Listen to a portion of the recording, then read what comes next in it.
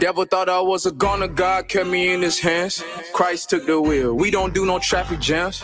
I don't need a Benz just to prove who I am. Technically, I ride foreign cause my car is from Japan. That's Lexus. Like photons, it's not mine, but his shine, no question. The Most High open both eyes and provide, that's blessings. From soul ties to old lies, yeah, both time he protects us. I magnify his essence. His presence is a weapon in a different space, in the secret place. Don't need center stage. They want to show I could demonstrate, but the feeling fade. This ain't rap, this is how I praise. This ain't for your stage. They don't understand what it takes. I see it in their face. Treat the ministry like an industry. I tell them they claim you righteous cause you gospel rap. That does not equate. Big mistake. No family reunion. I cannot relate. Me and Chef making something shake, but we been a quake. That's my bro. I'm 4 and he 4. On this beat we 8. Anyway, get your soul straight. Make it through them gates. What's your fate? Power in his hands, just like Kevin Gates. Judgment Day. What is you gonna say when you in his face? Was a goner, he remember how I was. I repented to the power and I put away the plug.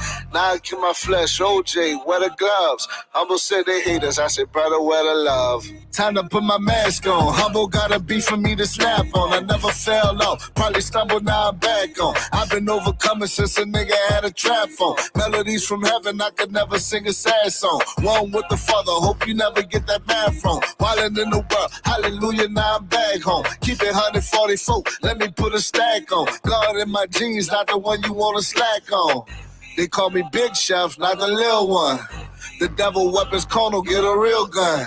They try to blackball me, but I still won. Humble did the beat. Damn, nigga, you a real one. Separate the fake from the J. Let me demonstrate. Either might I hate. Romans 9, I don't deviate. Take a leap of faith out my mind. Now it keep me safe. Treasures up in heaven, burn the bank. I could not be breathing and be comfortable if I was really as bad as they was making me. You know, nobody could be around me. So for me to be this calm, I must have some kind of inner peace. And my inner peace is knowing that once everybody take the time to really see what type of person I am, you'd be surprised that I stuck around this long. I have to make the life that I do live as happy as I can and try to do the best with what I have. You know, live the best life I can live, be as happy as I can be. Nothing is perfect for anybody. I don't know. Boys, I swear, I think I figured it out. You know why they don't want us redneck brothers and sisters and the hood brothers and sisters getting along? You know why? Because we'd be unstoppable. I'm telling you right now, we would shut shit down.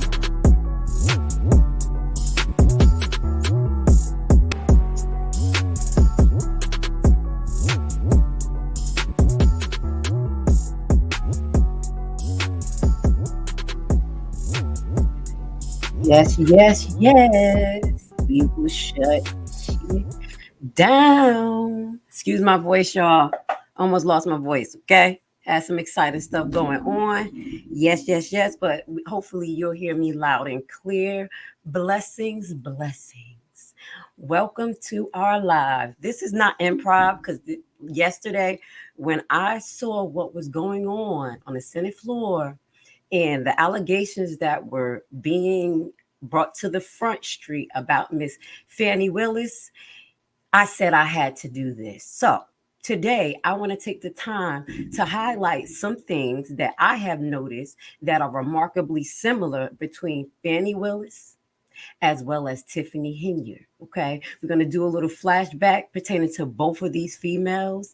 In the heading, we know that in the particular claims of the whistleblower, she was claiming inappropriate spending and bullying. Does this sound familiar, guys? Does this sound familiar? We literally just read about 2 or 3 cases related to Miss Henyard. Let's put these 2 ladies on the screen. Today we will be talking about these 2 ladies, and I'm going to give y'all a disclosure. We're going to be look at her looking all confused. Don't be confused, okay? And we're also going to put our next woman of the hour up. Yes, Black Girl Magic. Y'all can't stand it. They're making out like bandits. Now, I will say, I'm going to make a disclosure. I'm going to say some things about my people, about the Black women that I feel represent our community, that are in positions that are not doing wrong. This is not to say that other nations are not doing wrong. I don't want to see that in a comment. I don't care. I'm focusing on us. We are in prominent positions right now. We have been able to get in leadership positions like judges, mayors, prosecutors, other elected officials. And I do believe just because of what we went through in this nation and what we continue to go through, we have to hold that in high regards if you're going to participate in this system. Because y'all already know I'm a grassroots. Okay, I'm gonna do my own thing. But if you're going to participate and these people are already feeling the way about us, you need to be acting in the highest regard. So I just want to give a flashback to one of my favorite ladies who I felt like she was a true pillar of representation of the people, fighting for the people, because I think that's what Tiffany Henyard and Miss Fani Willis are saying what they're doing, but they're not. Okay, let me show you just a little flashback of what people who were really fighting for us were going through. I want to send a shout out and love and blessings to Assata Shakur. Y'all know if I love Tupac, I love his family. Now, if y'all don't know about Assata Shakur, we're going to put her on the screen. She was one of the first people I did a book report on when they said I could do a book report on anybody. Oh, yeah. I was talking about Assata Shakur. Assata Shakur, born in 1947 as Joanne Kezimard, is a prominent figure in the American Civil Rights Movement. She was a member of the Black Panther Party and later the Black Liberation Army. In 1973, she was involved in a shootout with New Jersey State Police, resulting in the death of a trooper. Shakur was convicted of murder but maintained her innocence, alleging she was targeted for her activism. While imprisoned, she escaped and fled to Cuba, where she was granted political asylum. Since then, she has lived in exile, continuing her activism and writing about her experiences. Shakur remains a polarizing figure, revered by many as a symbol of resistance against racism and injustice, while others see her as a criminal and fugitive. Her story raises important questions about racial inequality, the criminal justice system, and the legacy of the civil rights movement in the United States. All right. So you already know later on I'm going to do a full tribute to Miss Assata Shakur, but I wanted to show you a real freedom fighter and what they have been, what they were subjected to when they were really trying to make social changes for us. So let's just keep that in mind. And this is why I don't think these ladies are going through, how we can say, the gauntlet, because they're actually making social changes for us. I think the two ladies that we're going to be talking about is going through the gauntlet is because of their wicked ways. And they thought they could get in the system and do what the others do. And you cannot. And you cannot. Okay? All right. Let's get to it. Y'all saw how that brought, like, just to me, just seeing Assata Shakur, just seeing what she did, you know, and when I do a highlight about her, we're going to talk about what happened in Jersey when she was allegedly had a shootout with the New Jersey State Trooper. And we're going to talk about allegedly how she broke out of jail. You know, yeah. Okay. Now, I also want to highlight, because if you see on our thumbnail, we highlighted the Boule. Okay, so before we get into doing a reaction and highlighting some things that happened on the Senate floor, that's what we're gonna flash back to this. So if you don't know who the Boule is, we're gonna educate you guys. Okay, we have a full 3 videos on Uncensored Enlightenment Talk that I put up years ago about who is the Boule and why Black people need to know who they are. They are your leaders. They are the people that they put in prominent positions, some of them, to control the narrative, to control what you say, how you say it, and how you feel. So we're going to kind of get into this, and then you're going to see in the like extra thumbnails, I'm going to refer to those old videos that I put up a couple of years ago highlighting Mr. Stokely, who is a prominent, I'm going to call him a prominent Black speaker from the 80s, who talked about this on several occasions. So let's get to this 2-minute clip so you can know who the Boule is and allegedly their role. A great honor to the members. It is considered a great honor to become an archon of the Boule. Members range from W.E.B. Du Bois to Colin Powell, and from Kwesi Mfume to Martin Luther King.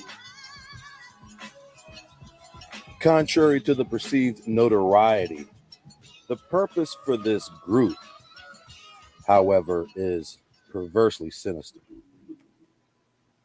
The Miseducation of the Negro is more than just a book by Carter G. Woodson. It has been a philosophy of American colonialism unto this day. And an essential part of this philosophy is using quasi-classically educated Negroes as harbingers for the Black masses. Carter G. Woodson being a prime example, whom has been labeled by the establishment father of African American history. Woodson obtained his PhD from Harvard in 1912, where only he and W.E.B. Du Bois were the only Black men to achieve such at the time. And at the same point, both of these men would become members of the Boule. Okay. One would think by reading Carter G. Woodson's somewhat unapologetically Black and African-centric writings that he would have been considered radical and controversial to his white contemporaries. But if it weren't for these so-called white contemporaries, the Carter G. Woodson name would have never seen the eyes of the public. Most of his opposition came from Black contemporaries who saw his amalgamation of American Blacks with African culture as a conflation of history. As the case may be, the narrative states Carter sought funding in order to continue his endeavors into the establishment of a Negro-centered historical foundation. Inadequate of funding himself, he then turns to the preeminent perpetuators of Negro miseducation for financial backing, the Carnegie Foundation, the Rockefeller Foundation, and the Julius Rosenwald Foundation. These foundations were created by some of the most unscrupulous businessmen in American history, yet these foundations would fund the spurious new Black intellectual movement that culminated in the Harlem members. All right, so we're gonna stop right there. I'm not gonna. I hope you slept well. Hold on. It is Stop it. Well, Let me remove this off. This. All right, I do apologize. Now, I'm not going to make this a history lesson, but I'm going to refer to the videos, and also on Rumble, I'm going to put the links to the videos so you guys can understand or get a better understanding of what the Boule is if you don't know, and kind of make a comparison of what's going on today. So, we're going to keep the broadcast moving. I want to say thank you for being with us. All our new subscribers, all our new followers. You are not followers, you are leaders, okay? Here, we want this platform to be open, honest. If you have any objections, opinions, or anything about anything I say, I show, please leave your comments below. Leave links. You know, some people get in their emotions. You know, I get a little emotional, but I'm gonna be bringing the facts. So if you're part of the family and you want to, you know, bring some facts, please do so, because I love to learn. But what I will like to say is thank you, YouTube, thank you, Rumble, for allowing Grace Levi to be free just a little bit. Okay, now, before we get into the Fani Willis and the testimony that was put forth against her in the Senate, I just want to do a little flashback, okay? Let me put this woman on the screen, okay?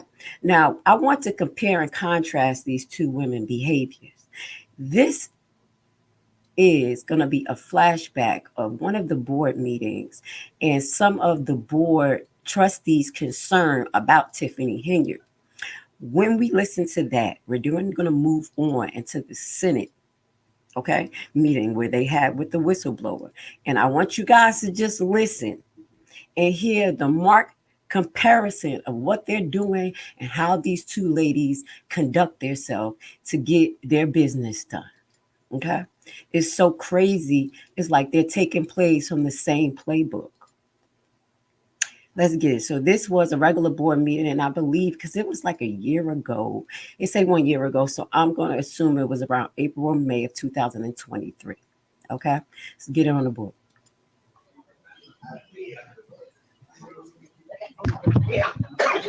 Good evening, everybody. Thank you guys for coming out.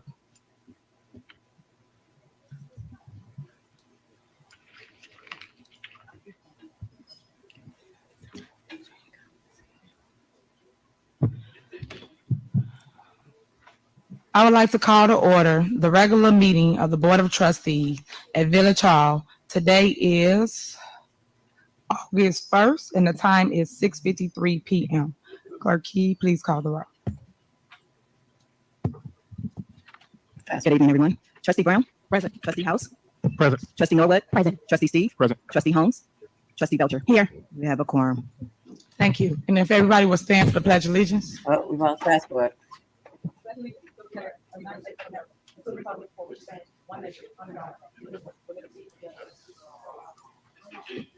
I don't condone somebody saying amen after that. I just want to highlight that, but let's keep it moving. All right, if you will continue standing, I will have Trustee AFCs leave us in prayer. Everybody hit. In the name of God, the beneficent, the most merciful. God, thank you for blessing us with another day of life. Bless us with a successful meeting. Bless us to put our ego to the side and do what's right for this town. We ask this in the name of all your righteous servants, from Abraham to Moses to Jesus to Muhammad. Amen. Amen. Now we're just going to listen to a few minutes because there's a few key things that these board members say about their actions at the prior board meeting. So I just want y'all to listen. Next, we have general announcements. Do anyone have any announcements? Can I be recognized? Yes, go ahead. Good evening. First off, I would like to apologize for the walkout on July 5th's board meeting. I'm not apologizing for leaving, but I'm apologizing for not explaining why I felt the need to leave. Over the past 15 months that I've been in office, I would have never thought that the behavior that has been exhibited will lead us to where we are in our community and to this mess that we're going in. I would first like to say that many, either watching currently or just here, know the multitude of things that have taken place that have led us to this point. The constant lies and deception from the current administrator and mayor is beyond repairable. The trust of allowing them to tell us anything without fact checking will lead the community in a place that is starting to mimic at towns that we don't want to be alike. 5 things that I've noticed of the last 15 months that I'm saying is drawing concern for me. Ordinances, advice, and consent of hiring and firing have been violated over 15 times.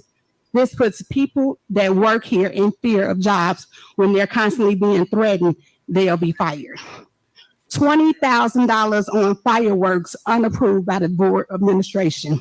Last month, we asked how much was donations. I still have not received how much we got.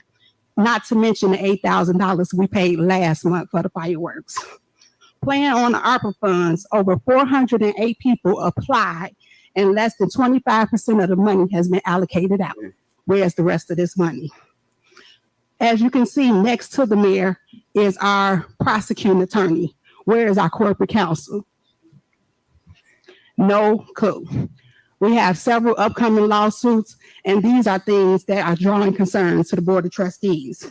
$7,000 to $10,000 a month on events, bingo, parties, backyard, front yard, whatever you want to call it, and then an increase of a $50,000 credit card that's been $18,000 to $27,000 over the last 4 months, and we still can't get the credit card statement.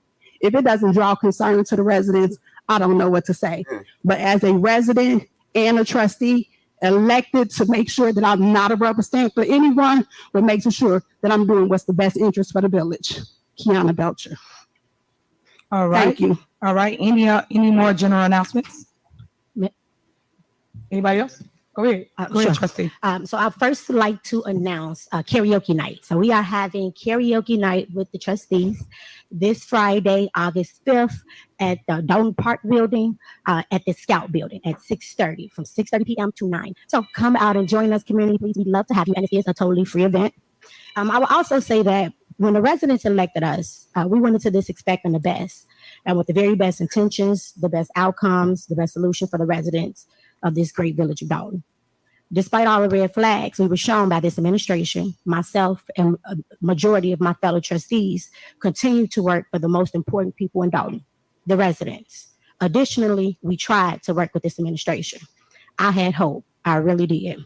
But at what point do you say enough is enough? Each meeting week, and I'm sure this meeting will be no different, we have to sit here and endure verbal abuse, childish and defaming clapback videos, blatant disrespect, lies, and worse. The biggest scam of all, block by block. Then we challenge this mayor and her administration on their financial irresponsibility of the residents and the money, the illegal spending, illegal hiring, the lack of following protocol. We are accused of her favorite two words, being haters or grandstanding, when the truth is literally our jobs to question the spending. So again, I ask you, when is enough enough? Let me additionally say to the residents of Dolton, we work for you. It is our job and our honor to serve you. We are passionate about providing you with complete transparency and working for you with the utmost integrity. We are also human. We will not give up. We will continue to fight for you. We appreciate all of your calls and messages, both calls of concern and encouragement. And rest assured, we are here and will continue to do the work. Now, we are sure we once again get accused of grandstanding, being haters, and worse by the mayor. I'm equally sure you will see a juvenile, poorly produced, and unproductive clapback video in a shameful attempt to start a fight. But remember, it's all deflection. Smoke and mirrors to deflect from all of the deception and what's really happening behind the scenes with this administration. And it's okay. We will continue to work for you. You elected myself and the following trustees to do a job, and we fully intend to see it through. So I just like to say I thank you all for electing me, and I'm glad to see you all today. Happy Monday. Now, I'm going to stop there because I want to highlight these two trustees and their integrity. Okay, these are two Black women that has the utmost integrity from what I can see. You're going to also see another Black woman who has going to make a testimony in front of the Senate, who has the utmost integrity and is doing the same thing or have done the same thing, similar nature to these trustees, and stand up for a situation at her job. And this is involving Miss Fani Willis, and seem to have the same type of pushback, the intimidation tactics, and as they say, illegal hiring and firing. This is what Tiffany Henyard is accused of. You know, moving people desks around, moving them to different locations, demoting them. I want to highlight something. If y'all watching these board meetings, this is about, like you said, 15 months after she became mayor. If you look at the most recent board meetings, or the ones that you can see now, the seats are changed around. Not only did she take Kiana Belcher picture down, being petty, immature, and unprofessional, she also moved the trustee seat to be below her. Okay, and then move the people's seats right there on her side. Okay, the people who were on her side. So these were some of the tactics, some of the subliminal tactics that Tiffany Henyard is doing. And I wanted to highlight, because I don't know if people are highlighting some of the abuse tactics that they are using, because when we get into the Fani Willis testimony, she went deep and beyond. The only good thing that I can name in this particular situation right here is that the trustees can't be fired. If it was up to this woman right here, I'm gonna put her on the screen just to be petty. If it was up to this woman right here, she would have fired all of them. Okay, and that is actually what Miss Fani Willis, Miss Confused Face over here, has been doing. So let me just let Mr. House finish his comment. This is going to be some of the clips and some other clips that I upload that's going to be like just key highlights of what the trustees been going through, the arguments, the pettiness, so you guys can just keep the momentum and see what you've been fighting for and what you don't want. You have the member of the Boule, possibly right here in this seat, taking down Dolton. Thank you. All right. Anybody else have general announcements? Yes. All right, go ahead. Good evening, everyone. I definitely want to remind everybody that we have tea with the trustees every second Saturday of the month. You hear a lot of stuff about what we're doing and what we're not doing, but you should come and talk to us personally and see what we're doing and get us from our viewpoint. It's there's a lot of things. You're cutting trees to get petitions. We're not up here just to try to grandstand, but we don't want to be fighting like this. However, when there's no transparency, when there's reckless spending, illegal spending, we pass ordinances that should be passed and followed. Tonight, you'll hear it, like our fellow trustee said, We just get payroll reports today that we got to vote on. We just get ordinances today that we got to vote on. And then it will be blamed on us and say they're grandstanding, they're this, they're that. We just ask to be accountable for the money that's being spent. That's what we're responsible for. So moving forward, again, talk to the trustees, come to our tea with the trustees, see what we're talking about, because it's a reality. We're not making all this up. All 5 of us, plus the clerk, we can't be making this all up. It's not us. We're not just, as a trustee said, we're not just hating, which is a petty young statement to say, but that's the reality. So I hope that the residents will hear from our viewpoint and hear what we're doing and not listen to the propaganda or say, oh, well, they did this, they did that. So that's all smoke and mirrors to get the behind the scenes. There's a whole lot of mess going on. And as you'll see later on this meeting, when you get the corporate bills, we don't know what's being spent. They intentionally don't give it to us. And that's unacceptable with taxpayers' money. You have a board of trustees that oversee the money of the town. There's protocols and there's proper procedures that have to be followed. When it's not being followed, then what do? That's it. All right. Again, that Tea with the Trustees is the second Saturday of the month at the park. We're going to stop right there because we're going to get into a little bit more of what's going on with Dolton. You know, we've been keeping our eye on that, and we've been trying to report as much as possible, giving as much factual information and keeping the fire under Tiffany Henyard's butt. And I will say this is just before I get into what's going on with Miss Fani Willis. And we're going to get into the Georgia State Special Committee hearing with the whistleblower right now. But before I say this, I do think one of the tactics of the Boule and the people who are supposed to be our leaders is to keep us in constant disarray, confusion, as well as separation. They want us to be politically driven, going for Democrat, Republican. This is my person, your person, instead of really being focused on the facts and the integrity of these people. So this is one of the tactics that they use. What I have noticed that there are other content creators on YouTube because they knew that YouTube, as far as this is the Tiffany Henyard case, was bringing momentum to the actual situation. Highlighting that the FBI, went in to start investigating once it started to go viral. We have activists who are out there fighting in the streets, who are being allegedly exposed and being talked about, their personal feelings, their personal lives and things that they have done just to keep you distracted. And I'm talking about Jedediah. You understand, Jedediah, I see you out there going through what you're going through, and you trying to clear the air to keep people focused. I do totally understand, but I want the people to understand what's going on from another perspective too as well. These characters are out here to keep us in chaos. As long as you guys are focusing on what just Jedediah did or this, that, and the third, you are not coming up with plans. You're not coming up with any ideas. You're not coming up with teams to come and take over these positions from these crooked people, allegedly the Boule. This is not happening. A lot of allegations and bad talk, just ridiculous, really defining the movement and turning it into chaos. So I want you guys to pay attention to what's going on because we have chaos emeralds there.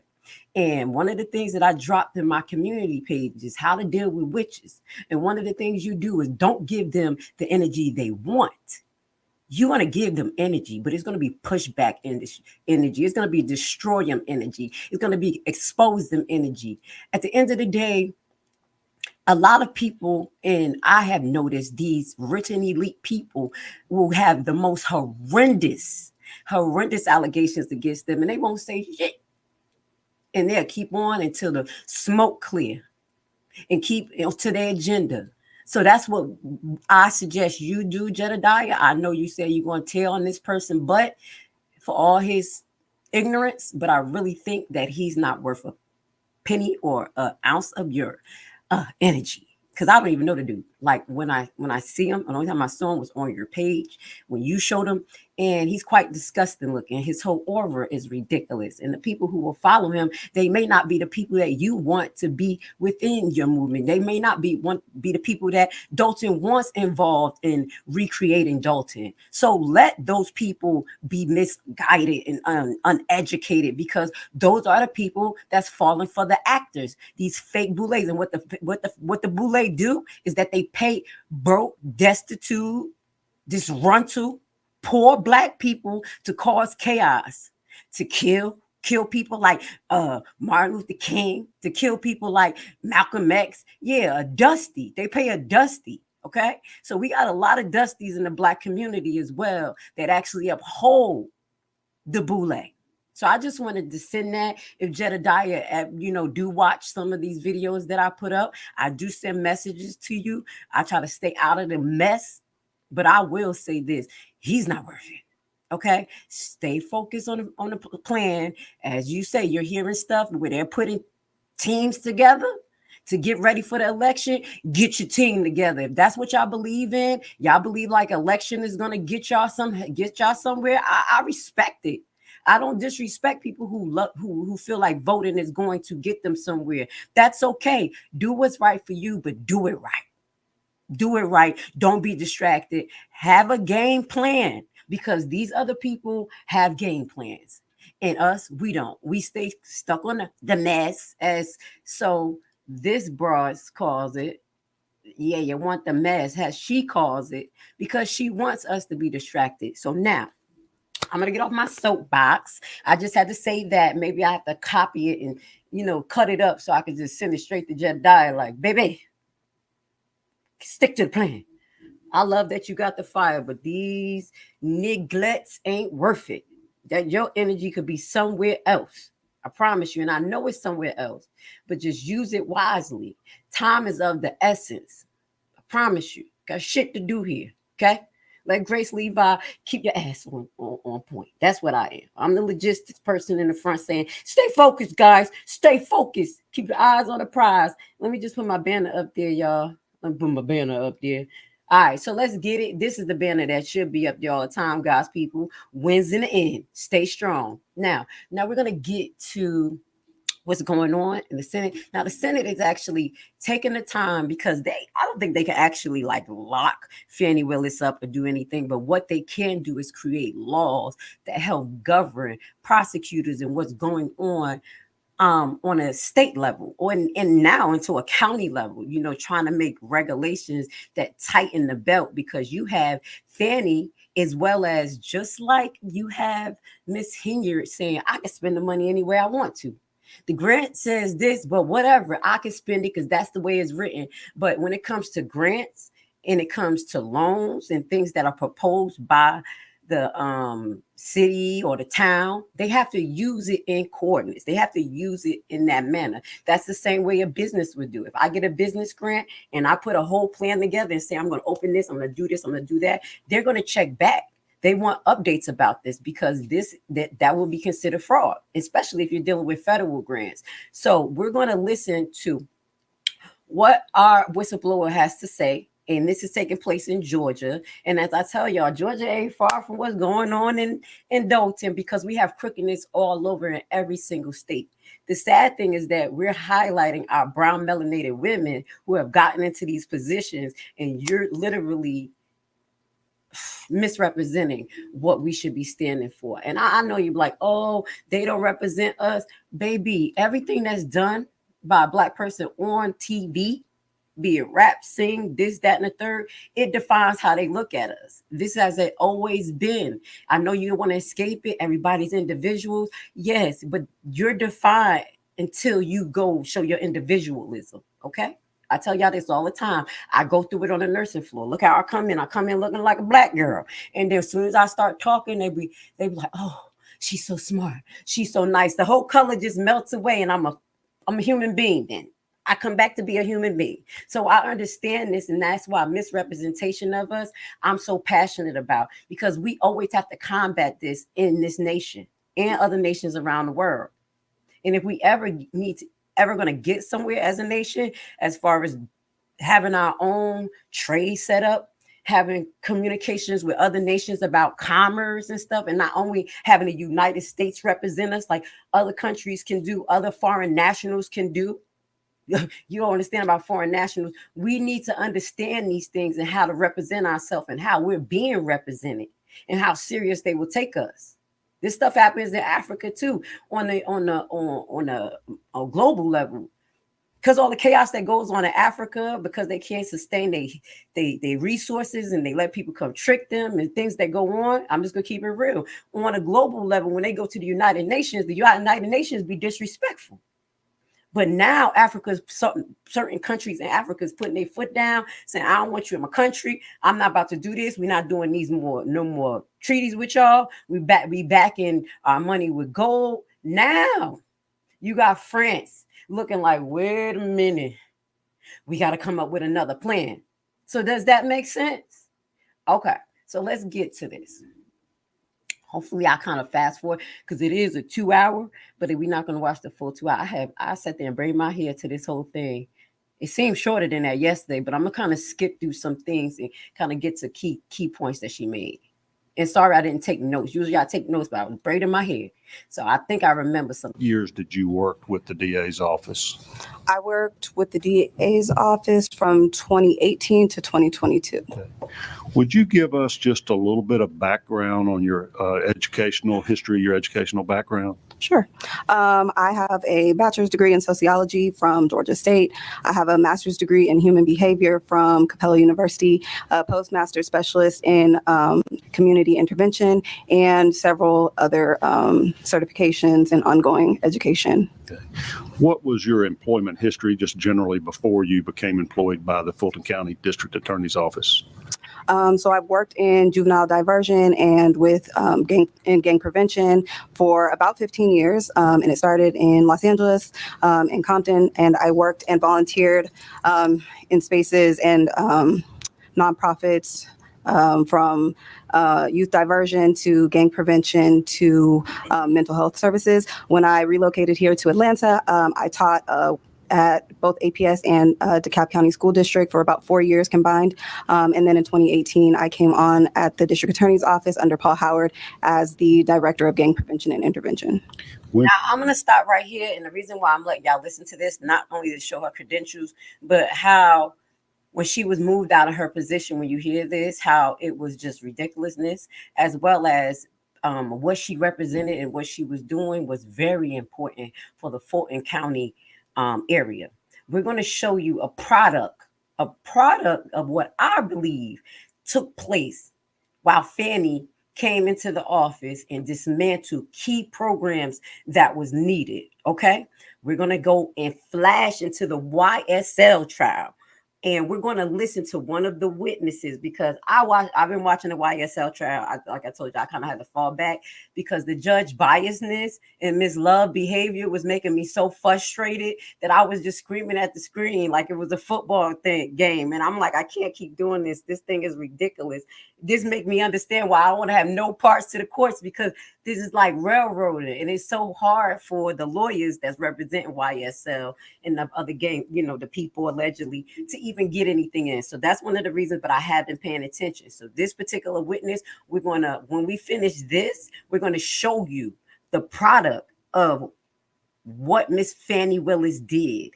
Just one product of what she did, because I have a slew of videos that I made over last year that has not been on YouTube that highlights what's been going on in Fulton County, the numerous people who have been dying. So today, after I get off, I'm going to make the greatest hits of Fulton County Jail for you guys to highlight the accomplishments that Miss Fani Willis has done. So I'm doing this because I feel like election time is coming. People need to have some discernment. And y'all just see what it is, what is not, what it could be, whatever. I'm just putting this out there, okay? So let's get to it. Y'all already see my agenda today is to be truthful, honest, and get the people educated, because they're trying to confuse us, okay? Let's go. And did you move back to the Atlanta area or relocate here to the Atlanta area?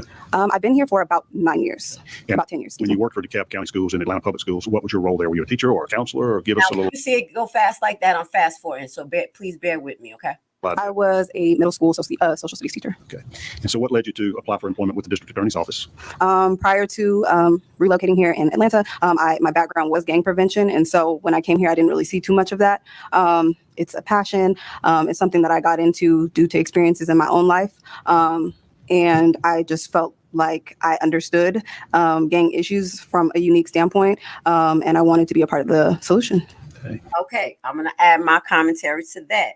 When I first moved to Georgia about 9 years ago, there was not a gang problem here. One of the reasons why I left Newark, New Jersey, because it became demon time. Okay, demon time happened there way before the celebrity was talking about demon time. I was hearing about demon time where people were putting that it wasn't the trap music, but it's that that music where they is that right at the tip of my tongue. Basically, it started out in Jersey, in New York, where they had this hardcore rap music where they were putting the guns in each other's face in the camera, saying they had gang wars going on at that time. It was on demon time. So people who came from that area was already exposed to this. About 2 years after or 3 years after I got here, I noticed some drastic changes, and this was before the COVID. A lot of people were moving from the gang-infested areas, and I would understand. I did too, but I didn't bring that mentality with me. So her expertise was needed. After a while, she was able to go back into what she knew, and that's so important to highlight, because this was an important program I felt should have been focused on, not dismantled.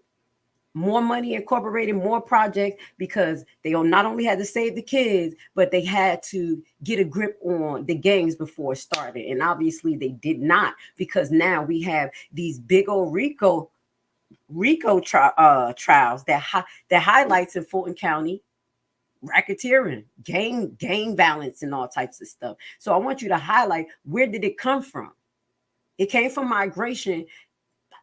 I will say that, but Fulton County played a role in this gang outburst. And I will say, allegedly, according to what I believe, Fani Willis and her inactivity and misallocation of money led to cases like the YSL trial and all of this gang violence out here. But that's just my opinion. Let's go. Tell us a little bit about your position there. I don't know that I could repeat what you just said. With the, did you say you're the director of gang prevention and intervention? Okay. Yes, sir. And that was under District Attorney Paul Howard? Correct. Was that a position that was funded by a grant or something he created, or it would have been an opening? Can you tell us how that became a possibility? Yes, sir. Sorry. So he created the Office of the Gang Coordinator, and under that office was the Unit for Gang Prevention and Intervention. He saw an uptick in criminal street gang activity, specifically in youth, and wanted to work to divert some general funds and apply for grant funds to eradicate gang activity in Atlanta. Were you the first director of gang prevention and intervention? I was. Okay, so that was a newly created position that you applied for? Yes. Okay. And Paul Howard was the DA here for what, 18 or 20 years, I guess, before Ms. Willis? Correct. Is that who you reported to, or did you have another supervisor? He was my direct supervisor. Tell me what you did in that role. In that role, I created diversionary programs. I worked with Atlanta Public Schools to educate their school resource officers on gang trends that we were seeing in our office. I also was tasked with creating a steering committee of Fulton County residents and leaders to try to kind of steer the direction of the gang prevention. I was also tasked with creating opportunities for gang prevention, and one of those opportunities was we were gifted a building at 475 Fairburn Road, and we were going to rehab that building and turn it into the Gang Prevention Center for youth empowerment. And so I managed all functions of that center, including creating programming and working with partners in the community, as well as the rehabilitation, so working with engineers, contractors, etc. So you helped develop that center, get it retrofitted or refurbished or whatever for those purposes. Yes, sir. So that was a gift. Some citizen donated that for that purpose, or? It was actually donated by the county. I'm not sure exactly that process. It happened prior to me coming on board, I believe in 2017. The county gifted it to the DA's office, and the DA's office sought to create a gang prevention center. Okay. So now y'all gonna see me tear down some about the system. I'm gonna tear it down, but I am gonna build it up. It looked like Fulton County noticed something was going on. The original DA, Mr. Paul Howard, not saying he was the best because the jail got in that condition under him. We will say that, but they did try to be proactive about a rising problem, and it seemed like they were on a good track. They were having a building so they could start having programs, start shunting some of these kids in there, rehabbing some of these kids who actually were in the jail system, and it seemed like it was going pretty good. So let's just keep an eye on that. So that may have been one of the motivating factors for creating your position once you had a facility there for youth gang prevention and intervention or whatnot at that point. Absolutely. Okay. So tell me about the funding. You mentioned that there were some general funds from Fulton County, and then there were federal grants that helped fund your position in this program. So my position was funded fully by the DA's office. And there were general funds allocated to rehab the building. The grant funds were allocated specifically to fund programming out of this building. So when we applied for the grant, we applied for it with the thought in mind that we already had this building and that we already had funds to rehab this building. So we got it contingent upon the building being there. And give me an idea of the amount of the grants or where they come from. Federal government, some department, what's the? Yes, there was one specific grant that was specific to the building, and that was the 2020 OJJDP gang prevention grant. And so that was given to us in October of 2020, and the amount was $488,564, I believe. All right, so tell me what that stands for. OJJDP? The Office of Juvenile Justice and Delinquency Prevention. So was that something that you had a part in applying for that grant? Yes, I helped co-write the grant. Myself, my colleague, and our grant writer all contributed to co-writing that grant in early 2020, I believe. So you submit that to the Office of Juvenile Justice at the federal level. Yes, sir. I guess other DA offices around the country also can apply for these type of grants. Yes, they're very competitive. And you won. You got it was granted to you. Yes, sir. All right, and that amount was $488,564. Yes. What were the funds to be used for? Do you have to specify that when you apply for a grant, how much money you need and what you're going to spend it on? Yes. And I think one of the reasons that we were awarded the grant was because our grant was so specific. So the grant consisted of us narrating basically the gang issue in Fulton County. So we broke it down by zip codes, by active gangs in those specific zip codes, by correlating schools that those gangs fed into, and then the age range was 12 to 17. So ultimately, the grant funds were supposed to be allocated for the programming that fit that age range, that population. And so the programming would consist of sub-awardees, which are other organizations that are doing the work in the community. We don't necessarily do all of the work. A lot of times we manage the work. But all of that was supposed to be done out of the gang center, if that makes sense. It does. So let's stop here. This is to the general public, to the people of Dolton, any people in Atlanta that's watching Fulton County.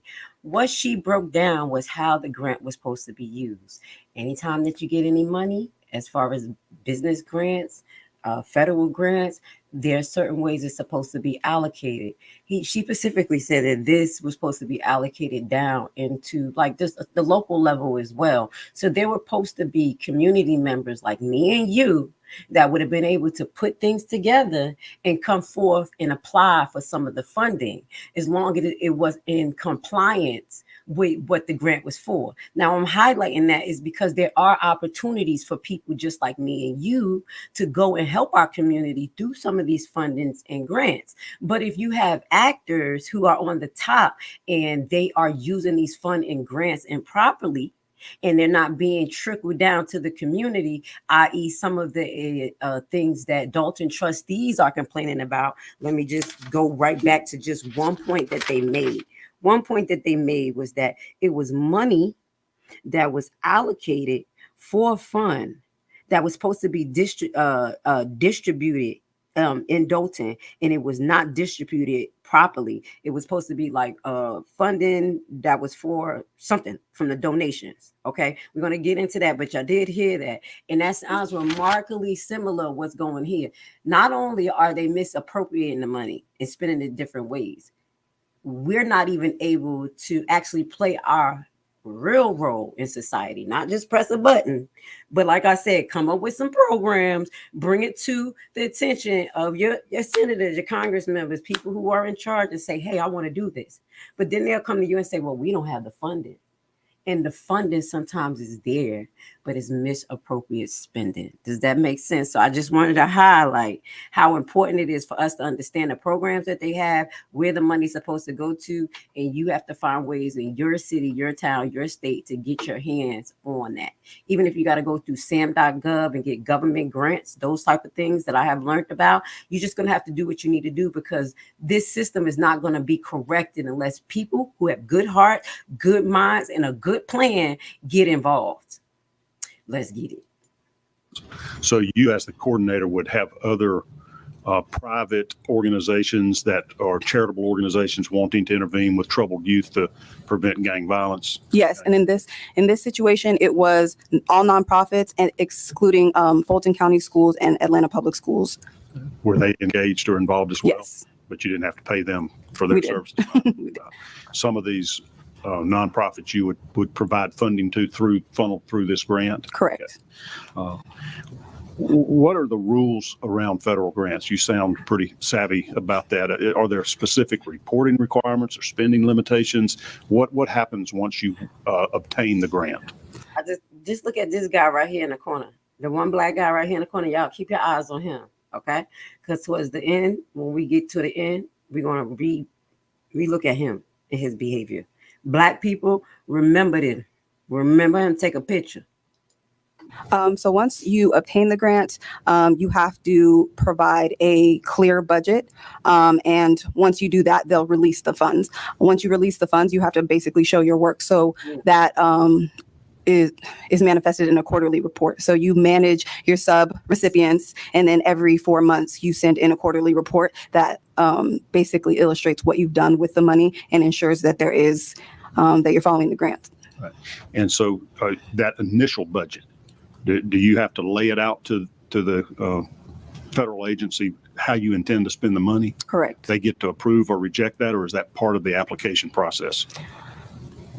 A little bit of both. In the application, you outline what your intentions are, but you have a certain amount of time to go back and say, once you've gotten the award, say something doesn't work out, say a nonprofit closes their doors and they no longer can be your partner, then obviously you can find somebody else that does comparable work, and then they could fill that spot. But there's not a lot of leeway because they obviously give you the money for specific things. So unless you can ensure that you are still doing those specific things, then that's the only way that you can get an exception.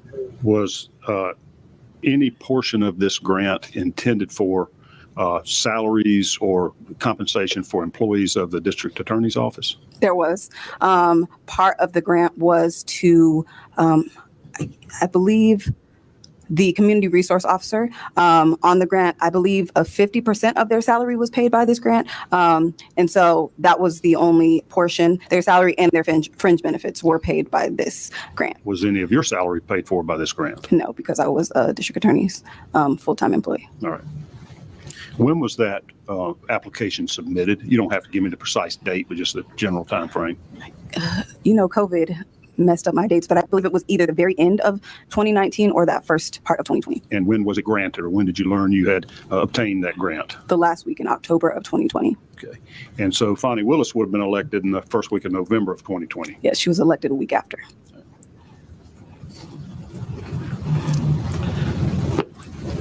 So y'all already highlight that whatever was supposed to be done with this funds were already set in stone before she took place. And then y'all gonna listen to how she came in railroading like a freight train, okay? So, and doing exactly what Tiffany Henyard did. And I know every elected official has their right to pick their cabinet and things, because the president do too. But they were picking it, I believe, with less integrity. Admitted that you No, the president do the same thing allegedly, but you know what I'm saying. mentioned, or the spending plan that allowed the release of the funding. I believe that was in late January. Obviously, with the change in administration and it was still COVID, they understood and gave us some time. And I believe it was in late January. Right. The full amount was awarded, the 488? Yes. Okay. Now, as you were doing your role, are there other grants that you applied for as well? There was no other grants that I specifically applied for. There was other grants that I helped manage. And if you want me to go into that. Yeah, we learned an awful lot at our last meeting about the Fulton County DA's office budget. That they get some state funds, they get their allocation or I don't know what you call it, their funding from the county itself, and then they get all these federal programs and federal grants as well.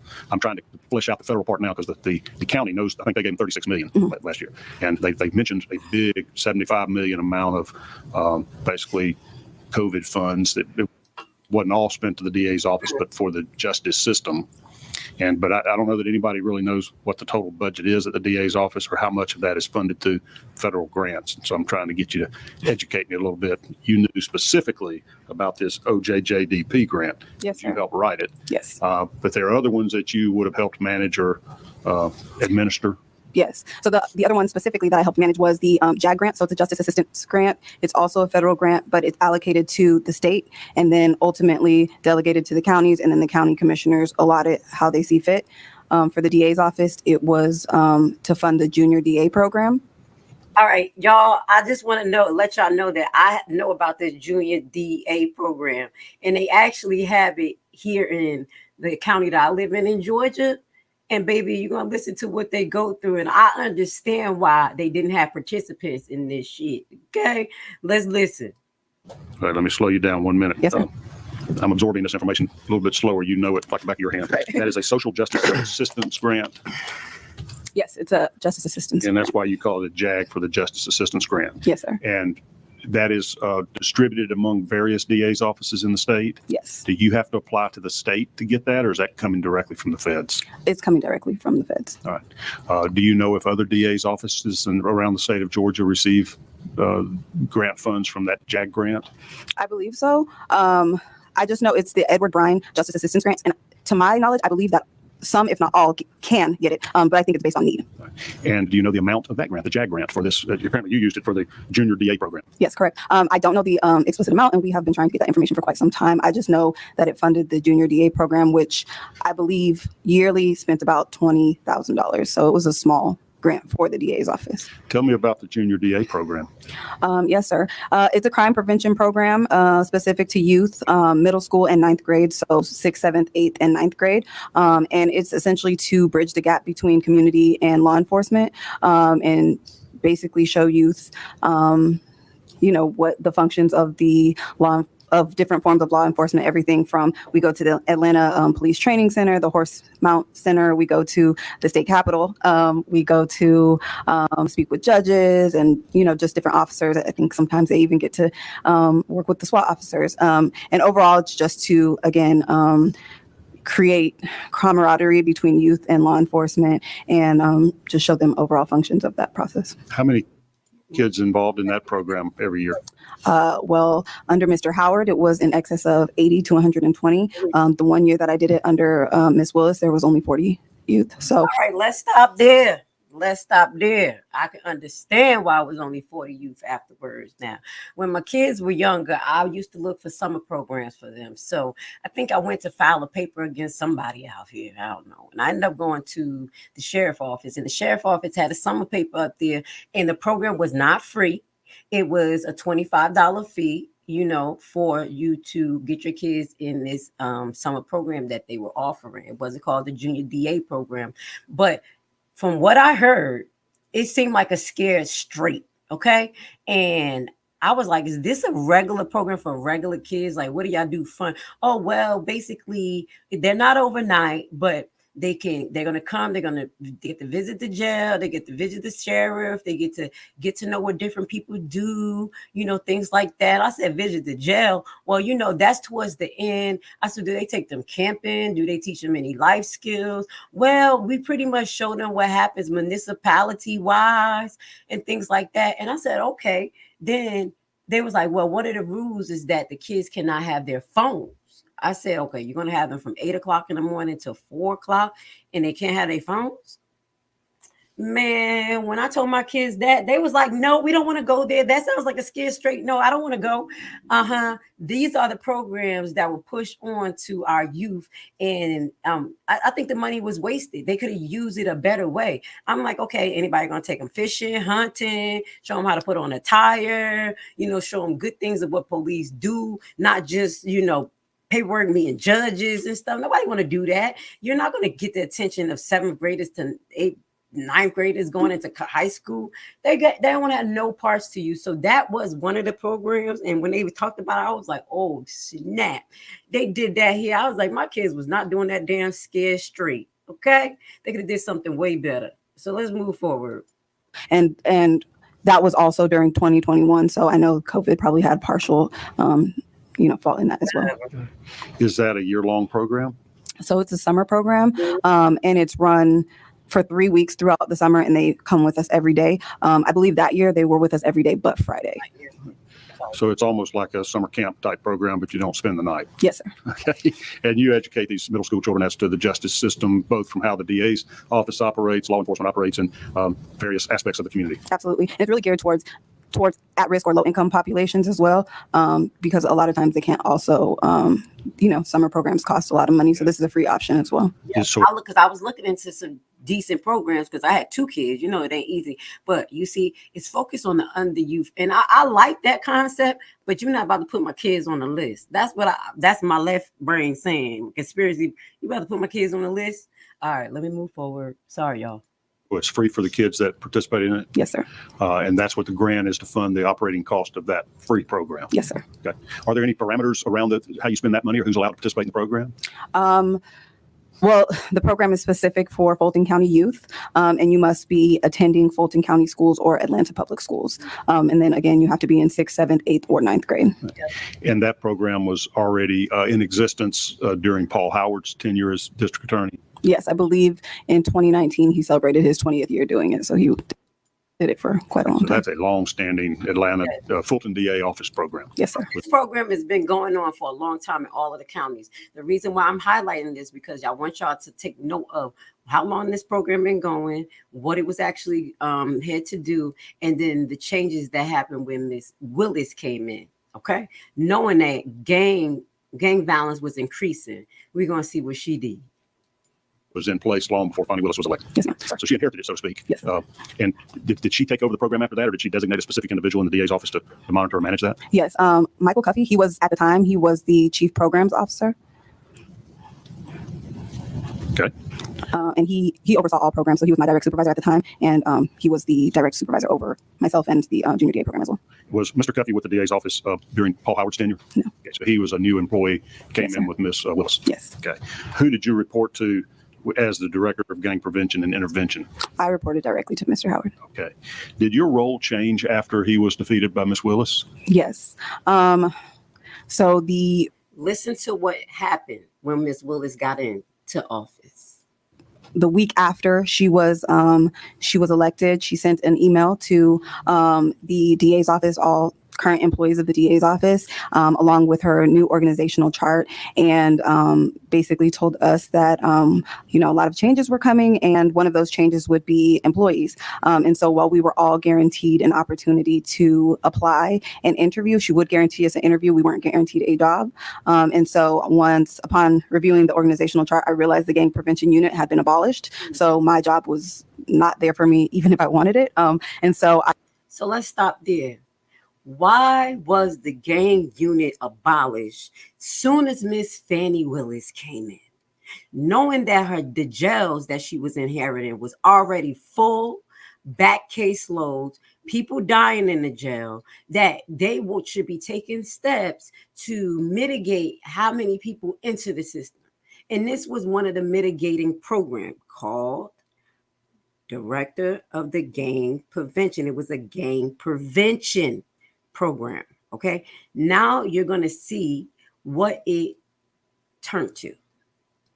I found 3 other positions and applied for those positions. And on November 20th of 2020, I interviewed in front of a 9 member panel led by Ms. Willis and Nathan Wade and Jeff DeSantis and 6 other individuals. And ultimately, on December 9th of 2021, I received my invitation to the administration along with the congratulations letter. On January 9th of 21? December 9th, I'm sorry. December 9th. Of 2020. 2020, okay. Yes. So she didn't officially take office until, I would assume, January, right? Yes. Okay. But she went ahead and was having the transition, hiring new people. All right. Yes. So Mr. Wade was on this committee that interviewed you? Yes. Was he? I'm sorry, I'm gonna get back to what I was talking about, the change of the program, but I'm saying because this is some of the things that was not brought out in the testimony when Miss Willis came out like a damn fool in front of Judge McAfee. We're going to talk about McAfee as well, because he's going to play a role in her life as well. I don't think that he should. His biasness it shouldn't be, but I'm jumping to conclusion. Now, what she's highlighting is that Nathan Wade was already in the picture prior to her even getting into office. Okay. He was her right-hand man at the time. Okay. So we just want to highlight how close Nathan Wade has been to Miss Fani Willis throughout all of this. Now, the reason why I'm highlighting this is because sometimes pillow talk plays a role in how we behave. And that is the same conclusion that I'm coming to when it comes to Miss Tiffany Henyard. Miss Tiffany Henyard had a plan, had a goal, want to be a superwoman, and then somebody came whispering in her ear allegedly, and she started to change her behavior. Now, I'm just highlighting this, okay?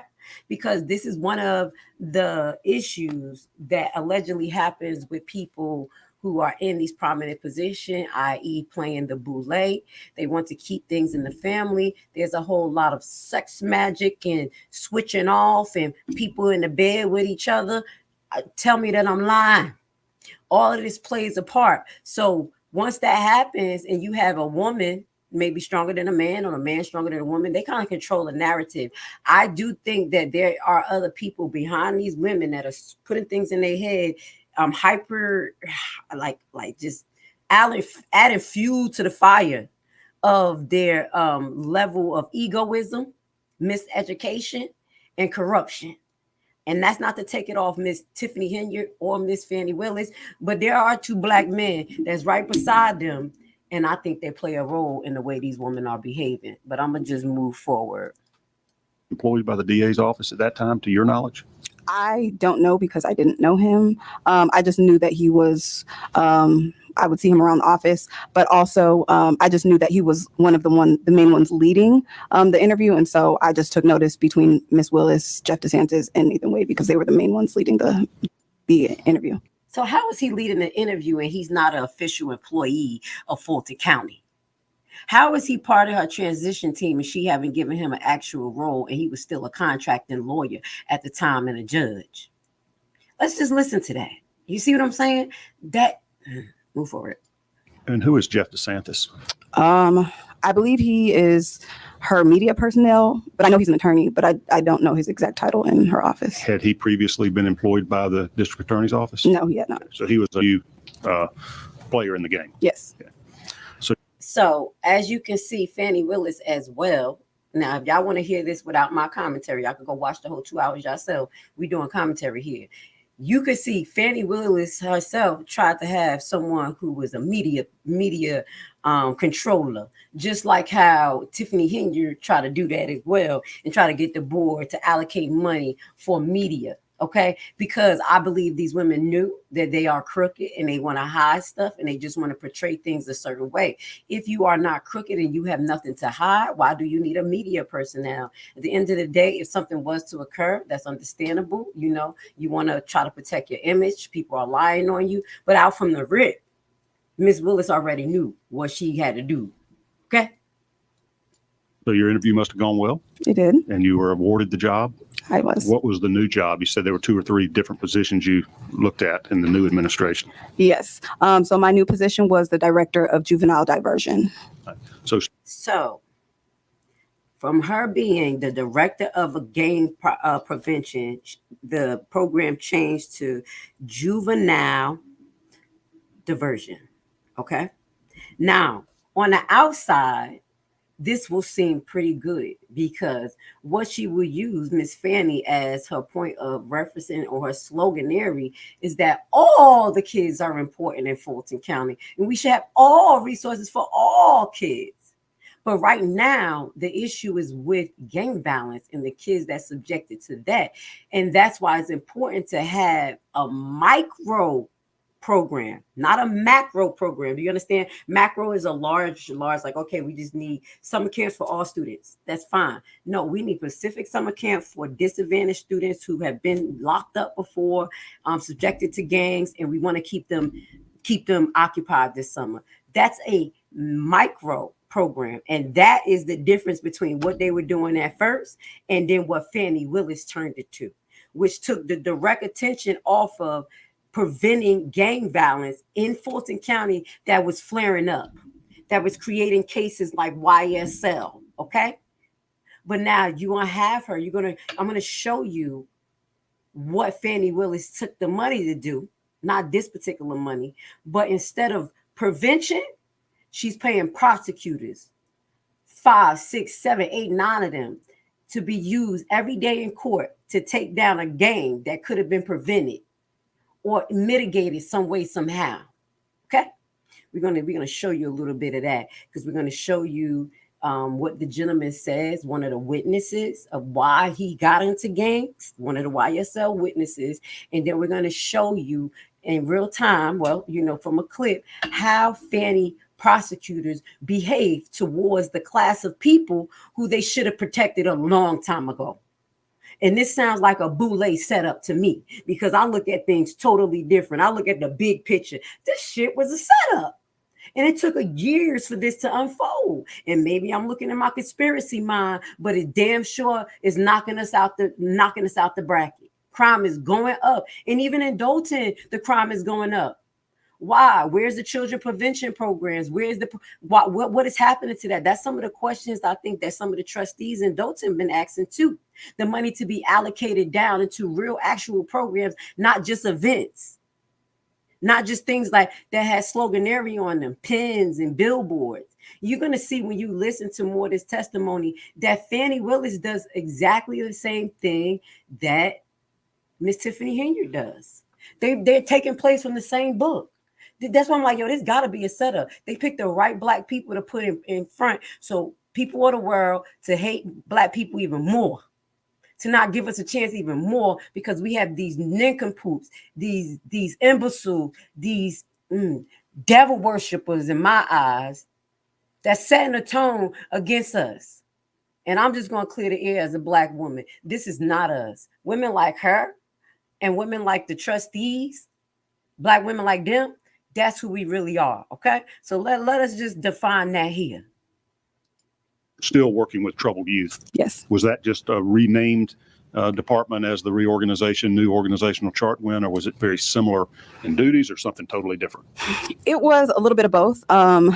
Similar because I worked with the same population, different in that it wasn't specific to gang related or gang involvement, and also different because the focus of gang reduction kind of shifted, and it was a lot more just open, I would say, like as far as just any youth who were justice involved.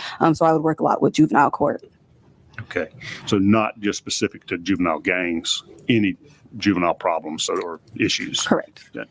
Now, same salary in the position, or okay, was there any unit that dealt specifically with youth gangs under this reorganization, or it kind of came under your umbrella as the director of juvenile diversion programs? Yes, there was. So it came under my purview. So there was no more gang specific unit other than the prosecution unit, the gang unit of attorneys.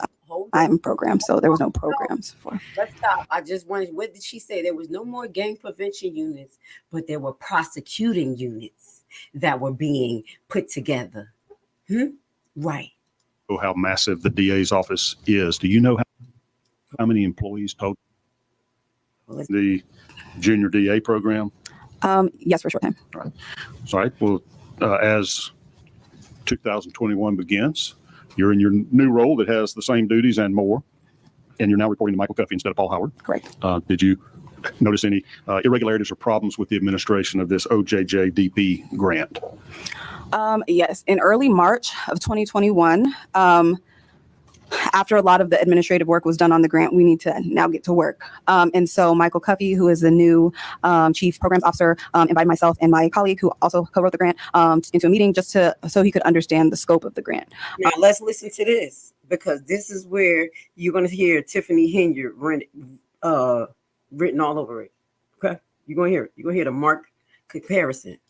In this meeting, this was the first time that he kind of mentioned that what he wanted to spend the grant on, and he articulated that he wanted to spend the grant on computers, travel, and swag. And at the time, we were saying swag because there was a lot of rebranding going on.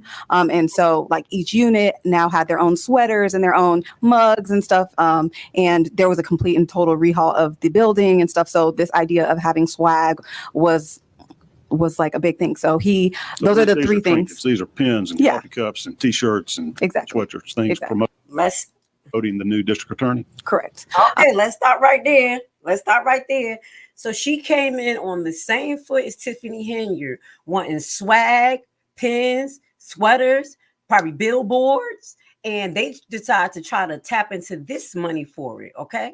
All right. So just like the trustees in Dolton are saying, hey, this money is not used for this. This is supposed to be specifically allocated other ways. Let's wait. Let's stop. You're spending it wrong. This is what she's going through. But the difference is that she's not a trustee and her job is not protected. We have to highlight what she is going to be going through, because this is terrible. Trying to compare Henyard to Fani Willis, they're both on a high level of terribleness and corruption, but I can't even say. We're just going to listen to the things that Fani put this woman through her employment and after her employment. Same thing. She used the cops. I'm just giving y'all heads up. She used the cops to intimidate this lady, just like Miss Henyard is doing. It's the same playbook. What playbook are they getting this from? This is all I want to say. Is it from this playbook? Is it from this playbook? Let's keep it going. And so I quickly kind of interjected and let him know that those were not things that we could do with the grant. At that point, it seemed as if he hadn't read the grant narrative.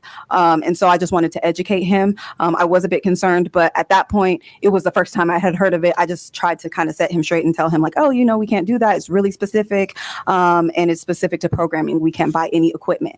And that was a huge thing because in the grant narrative, in the grant budget, it says specifically no equipment. And so his idea for wanting to get computers and even pay for travel, like those are completely out of the scope of the grant. And you know that because you wrote the grant? Correct. And in the grant plan, you tell how the money is going to be spent? Correct. And in the budget, you identify how it's intended to be spent? Correct. Did any of those documents provide for spending money on swag? No. Did any of those documents provide for spending money on computers or other equipment? No, sir. Did any of those documents or budgets provide for money to be spent for travel? No. Okay. And how about on the junior DA grant? I think we called that the JAG grant. Were you continuing to administer that in March of 2021? Yes. And did you notice or detect or hear about any intentions to improperly spend that money? Not in March, but as time went on, yes. So what happened when you straightened Michael Cuffey out and after he had told you his intentions of how he intended to spend the money, you told him that was illegal? What was his reaction? Initially, he let me know that it was the employees in the DA's office call Ms. Willis Madam. So he let me know that it was Madam's vision. And I basically said, okay, I understand that, but that's not what the grant says. And as a director of the grant, I wanted to make sure that I was careful and clear what the grant said.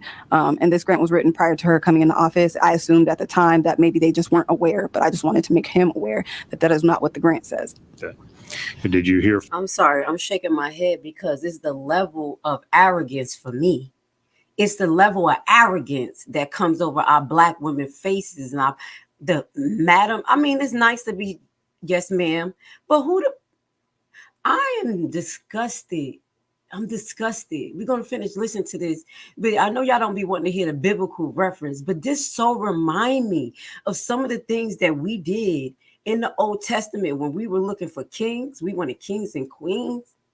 And once we had a king or queen in several different testaments in the Old Testament, they will become so corrupted, egocentric. I'm talking about over the Israelites that's in the Bible. And they will act just like this. Corruptedness, kill people, take money from people, think that they are gods. You are not a madam. You're not a ma'am. You're not a nothing. I'm sorry, it makes me feel away because we hold these people in regards and they don't deserve it. Miss Fani Willis do not deserve it. When I see her face, when I see this face, I see wickedness. I don't see all Black women as being, I see wickedness here. That hurt my heart. Let's move forward. Miss Madam. Further conversations about the misuse of the money, or did he follow your advice and not spend it on swag and travel and equipment? So initially, that was just the initial time. I continued to be persistent and to let him and everybody else know that we could not spend the grant in that manner. And he persisted to say that that was what we were going to do with the grant. In weekly meetings, we had weekly program team meetings. He would say that. So it was multiple people that, heard his intentions to spend this money that way. And I was just persistent in letting him know that that was not what we could do. And I noticed as I persisted to let him know that my treatment drastically started to change. Yes, specifically from Michael Cuffey.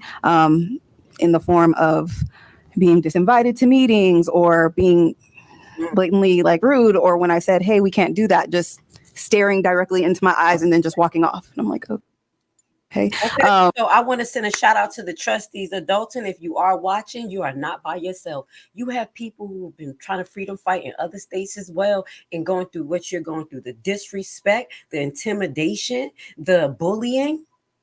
I want to give you so much kudos for having the stamina to continue to deal with this, because the same thing that we read in what was going on with Miss Williams, I think it was Miss Willis or Williams that we talked about, one of the employees that were trying to get things done in Dolton as far as the FOIA.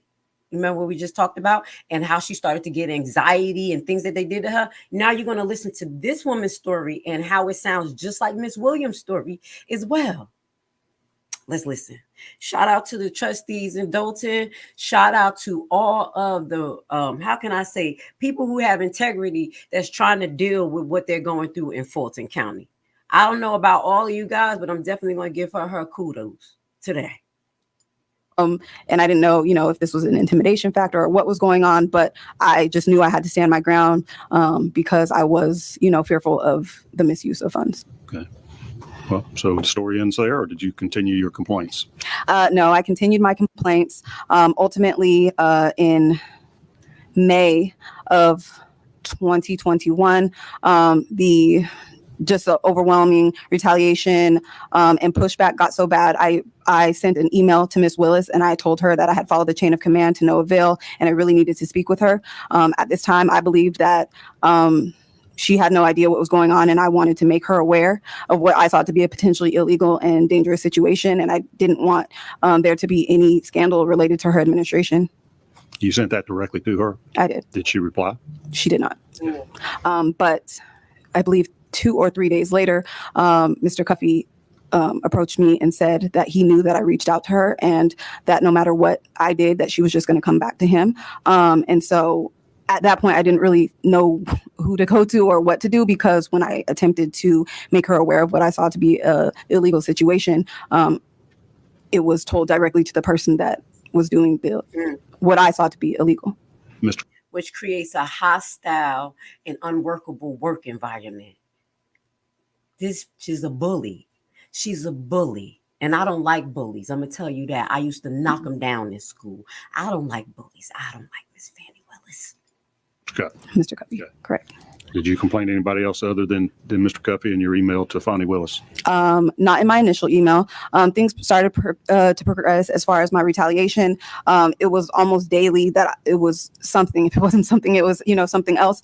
Eventually, the junior DA program started to near. And he started saying that he was going to be buying Apple products with a junior DA funds. Apple products like Apple iPhones or computers? Computers. Okay. I don't know why, but he just really wanted these Apple computers. So I let him know that we couldn't do that with the junior DA funds either.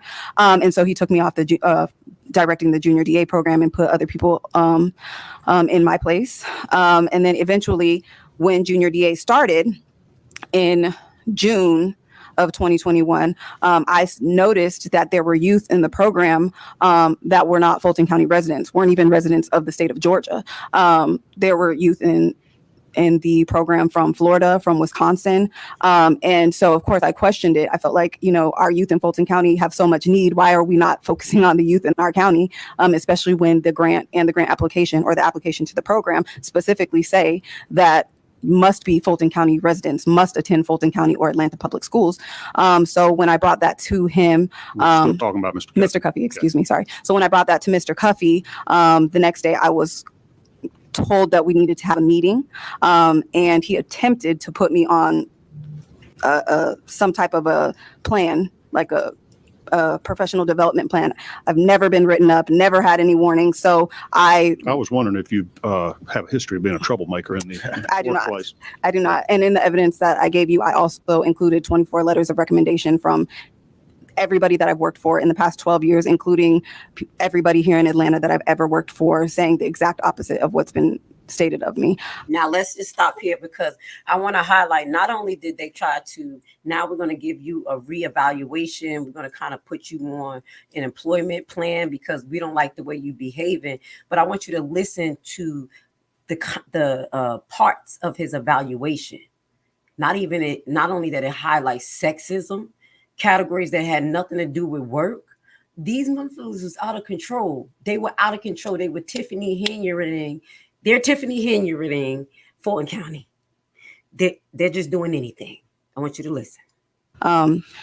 However, he tried to put me on some plan, but the plan was like a personal attack on me. It talked about my appearance, and it was just not a professional. So I escalated my concerns to HR. Human resources, excuse me. So the HR personnel in the DA's office, her name is Kyra Banks. I reached out to her on July 7th of 2021. And we met on July 20th. And I basically told her all of my concerns, and she said she took notes and told me that she would escalate my matter. On July 23rd.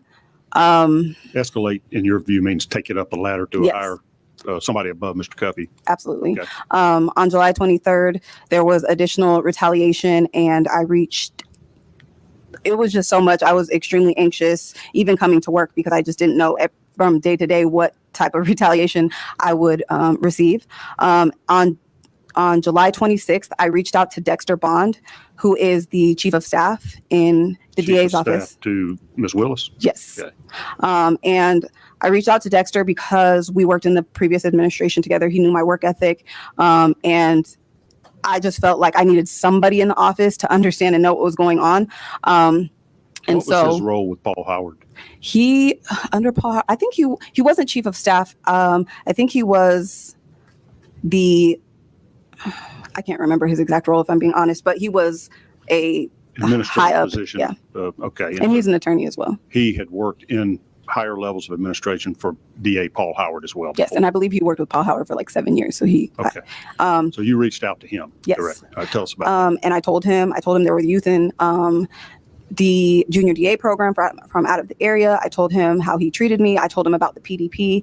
I told him about the OJJDP funds, and I sent him a copy of the PDP. And I told him specifically in a text. Well, I spoke to him in person, and then I sent him a picture of this professional development plan. And I said to him specifically that at this point in time, like, he's putting you guys in a situation where I have multiple potential lawsuits because of how he's treating me. And I said, I need to speak with Ms. Willis because I don't believe she knows. That was, I believe, at 11 o'clock in the morning. And then about 5, he responded back to the PDP by saying, wow, period. This is a problem, period.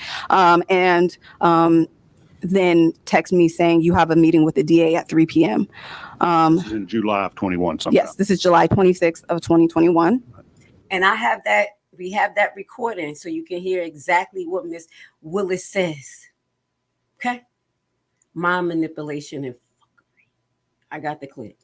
And so immediately, you know, I felt like a weight was lifted. Finally, I'll get to let her know, because I felt like I was trying to, in part, protect her, protect the youth of Fulton County, and just protect the integrity of these grants.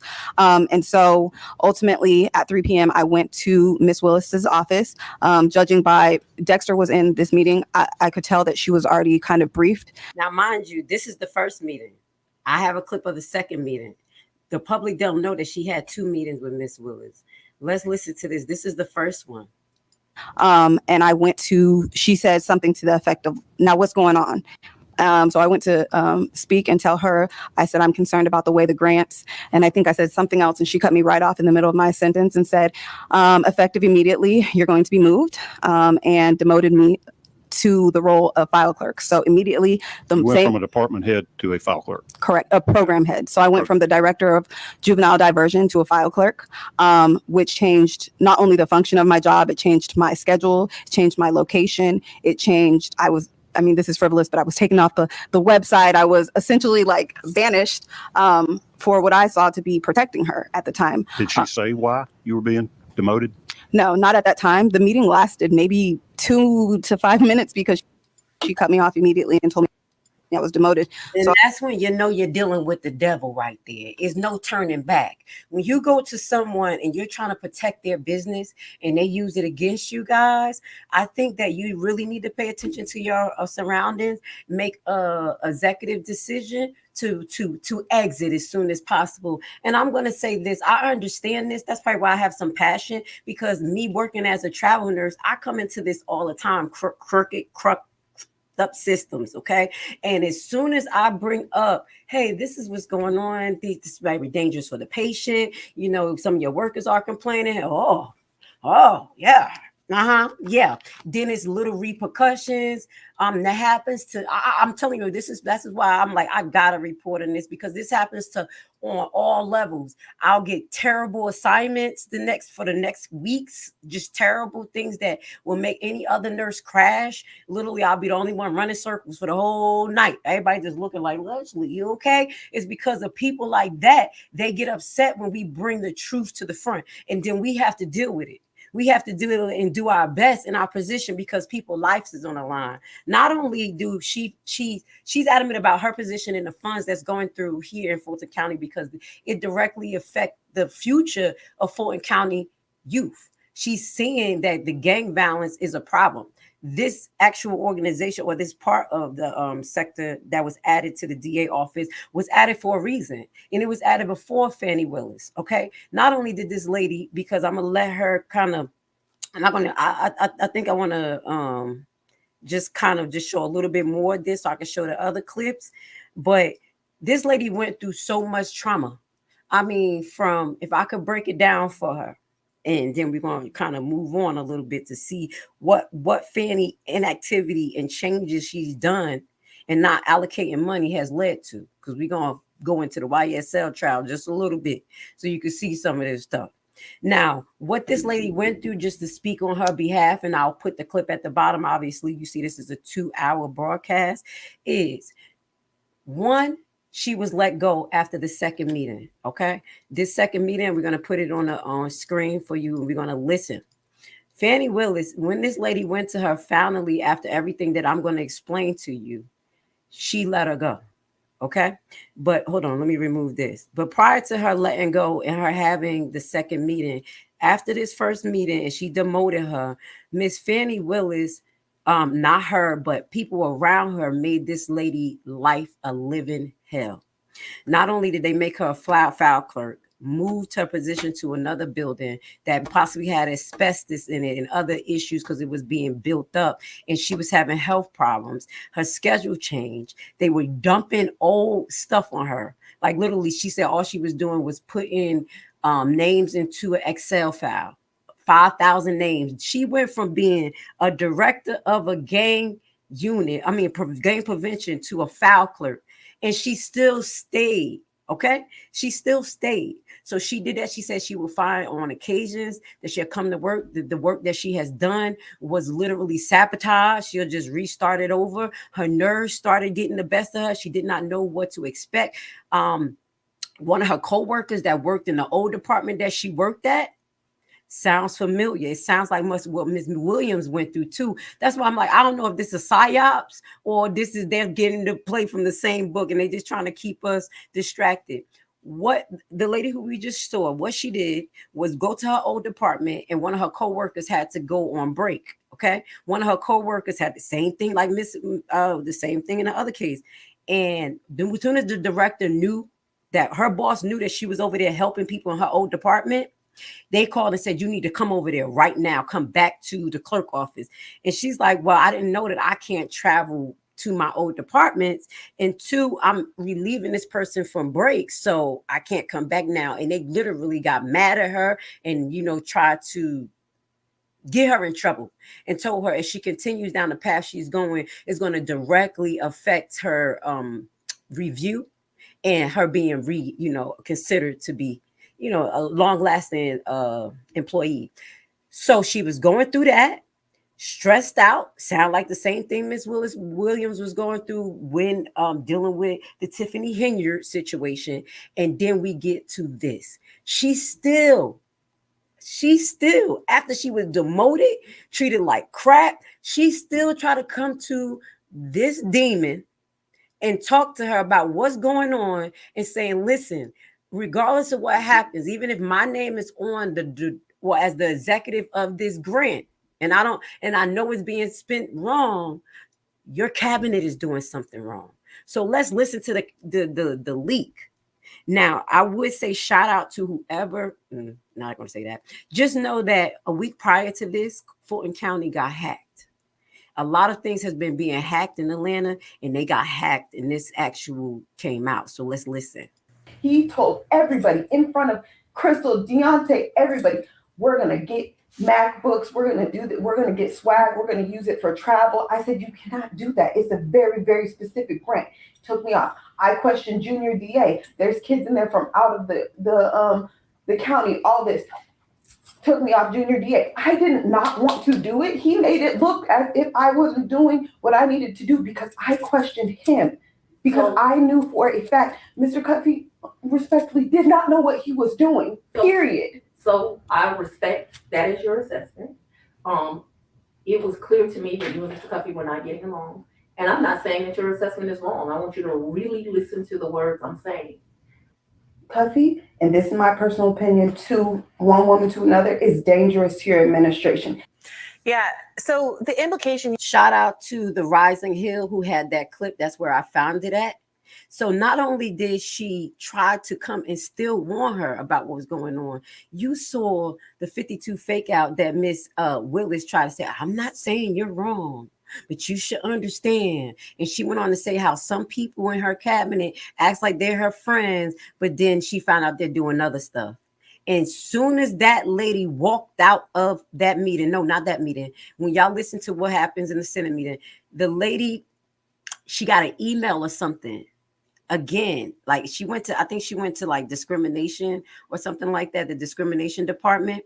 And when she went to the discrimination department, while in a meeting, she got an email saying that they wanted another meeting with her immediately or at whatever time. And she told them, I'm scared. At this point, she was like, I'm nervous. This is what I'm getting, this, that, and the third. And the lady in discrimination department said, we will have HR be in the meeting with you. Okay, giving her another false hope that something was going to happen. Soon as she walked out of the discrimination meeting, she went back to her office, started working. The police showed up at her desk to escort her out and say that she was fired, her services was no longer needed there. How bold is this monster? And that's my opinion. I'm gonna call her a monster. Hold up, let's go back. Let's put her on the screen. How bold that this monster is for your employee to go through the chains of command, HR, the discrimination department. And as soon as she walk out of there, your plant, the people you put in that put in a position that really don't have our interests in mind, call you and tell you, and you fire her. You thought that you was going to get away with that. You thought she's going to have a multi-million-dollar lawsuit against you. And guess that's going to fall on? It's going to fall on Fulton County. It's going to fall on the Fulton County residents.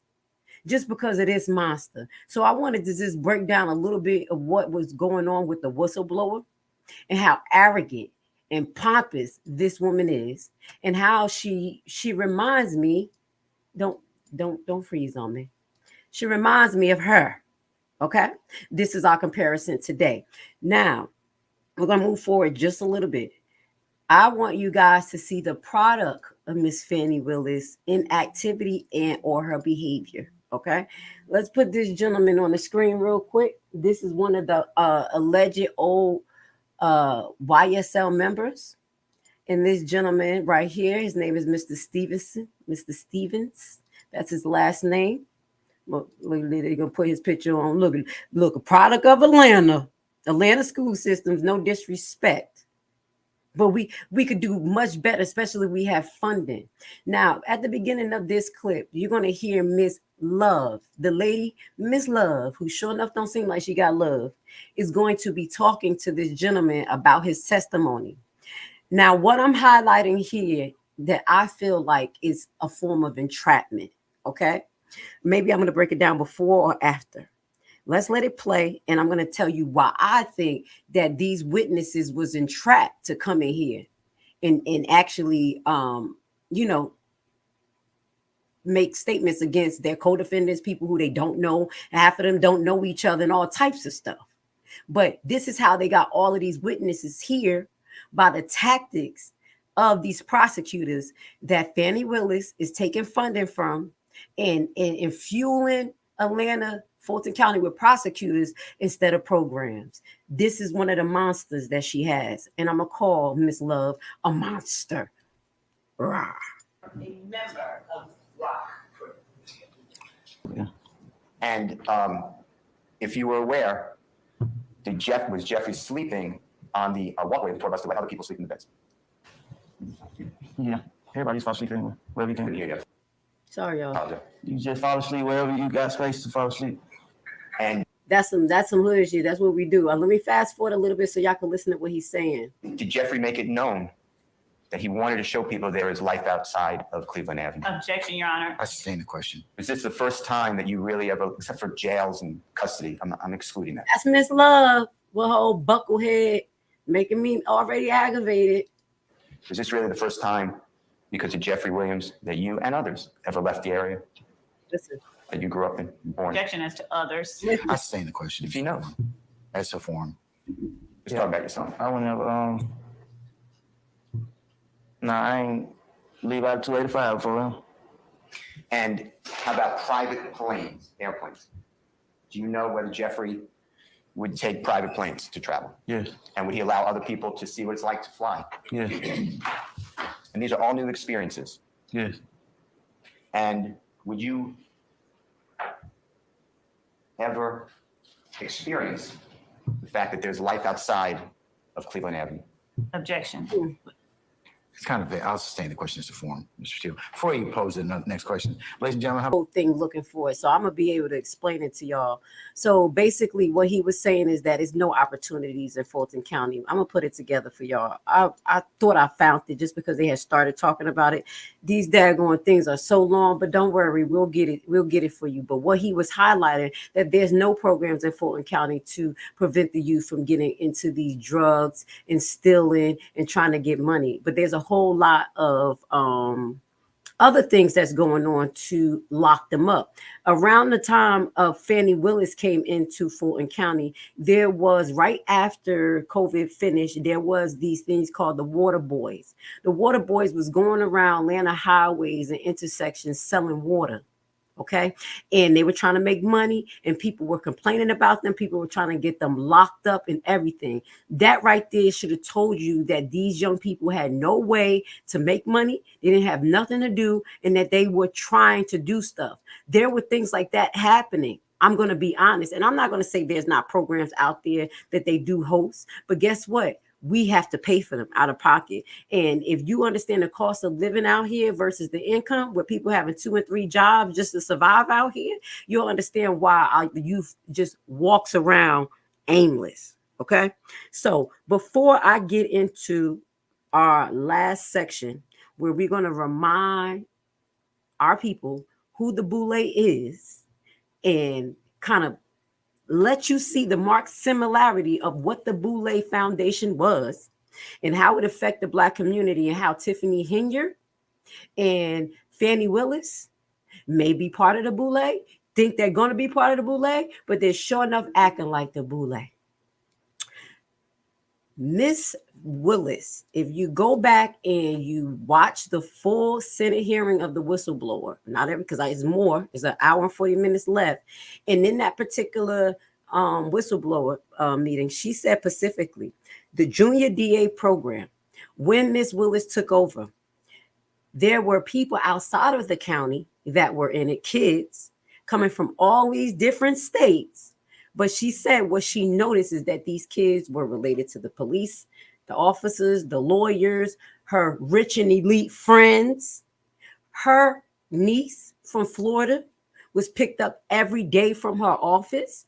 Not allegedly, but allegedly, as per that whistleblower, when y'all watch it, to go to the junior DA program that was supposed to be for residents of Fulton County, children.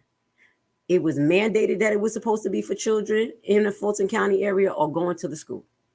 And instead, she did what the Boule do. So if you don't understand the Boule, we're going to put them on the screen so you can get an understanding of why Grace Levi has so much contempt against people who do wrong and people who actually use their platform as Black people in their position to hold us down. Okay, I know we have others that's doing it. We had the other nations that's been doing it the whole time. But we knew that. And when we got in position, we wasn't supposed to do it to each other. So this is what's going on.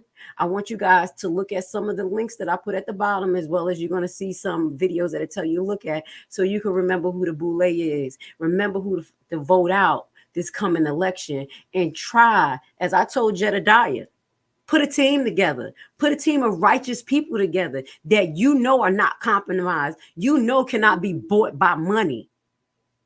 That's by what they do, not by what they say. Let people show and prove who you are, because these people are showing and proving who they are. Everything that glitter is not gold. Let's figure out who the Boule is. One cadre after another of dynamic young people. Young, talented people. We knew not. We studied. We learned all there was to know, and we taught others. Then we forgot what we had learned, and then we forgot that we've got a dynamic young man coming in to take over the helm, bring in one cadre after another. There we go. It started over, y'all. Hold on. So now we're taught by those who were once taught by us knowledge that we already had. So we study, we learn all there is to know, and we teach others. Will we forget again? This is just a poem called Transition 13, and I think I think it's resoundingly metaphoric for how we're living right now. Absolutely. Yeah. Absolutely. I love that. Thank you for blessing us with that. So I guess we can just start at the beginning. As a former member of a fraternal order or secret society, however you like to refer to it, Fraternal Order of Men, how did you first become aware that something was not quite right? And how did that factor into your starting your current move towards opening the eyes of our people by way of your website and other projects? Well, let me just be clear. One is that there's different kinds of organizations. There's secret societies, and then there's societies of secrets. And that it can get confusing because some people think everything, is conspiracy, Illuminati, blah, blah, blah, and to some degree that is true, but there's also organizations where, secrets that are societies, societies that hold secrets rather. Those are usually organizations that may be a little harder to get into. I pledged one of the, what they call the Black Greek Letter organizations, the fraternity in college, Alpha Phi Alpha, in 91. And it's not, I wouldn't consider it being like, the elite of these secret societies or societies that behold secrets. It's more so that tier of, it's a lineage of, I guess if you're worthy, then you get to graduate to the next level or the higher level. And that's where you're getting into the Masonic level or even the level of Boule or even more intricately, your Illuminati. But I did not really know of these things not until 7 years in of being in a fraternity. And I want to pay homage to a brother by the name of Stephen Keliy, who for his work in exposing the Boule. I went to see him at a lecture, and I think it was 97, 96. And that was when my whole foundation was just destroyed, because I was that guy that was in a fraternity that loved my fraternity for the, so I thought, blatant African symbols, but in doing my research, I learned that they actually are not African as far as the lineage is concerned or where the respect is given. It's actually pointed towards Greece. But, it's not something they blatantly teach us. But in doing that and learning about this history, I realized that I was at a crossroads. I could either negate or actually act like I didn't hear the information that Keliy had presented. And I'm not one to just take something that someone says and just regurgitate it. I'll go and do my due diligence and do the research myself and confirm or come back with a rebuttal. But it moved me so that it made me realize that I was compelled to do additional research for myself. And before I could say anything to anyone else, find out for sure how I felt about it. And in doing that research, I started to learn so many other things. And it started to really draw the correlation of what Transition 13 really is when we're talking about historian George G. M. James, who wrote Stolen Legacy, who's written the infamous quote, Greek mythology is stolen African history. And when I started learning about that, that's when it started clicking, like, okay, not only can I just indulge and digest this information for myself, but I have to share this with others. So coincidentally, I was also writing and beginning by then I was about the 5th year of my magazine. It started in 93.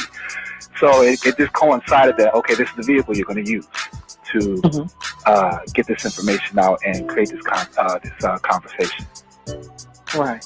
Well, I'm glad that you chose to share that because I believe that there are many who receive this information and they hold it, private, and in some cases, as you mentioned, choose not to share it, to just ignore it, and to go on with what they are currently doing because it's easier.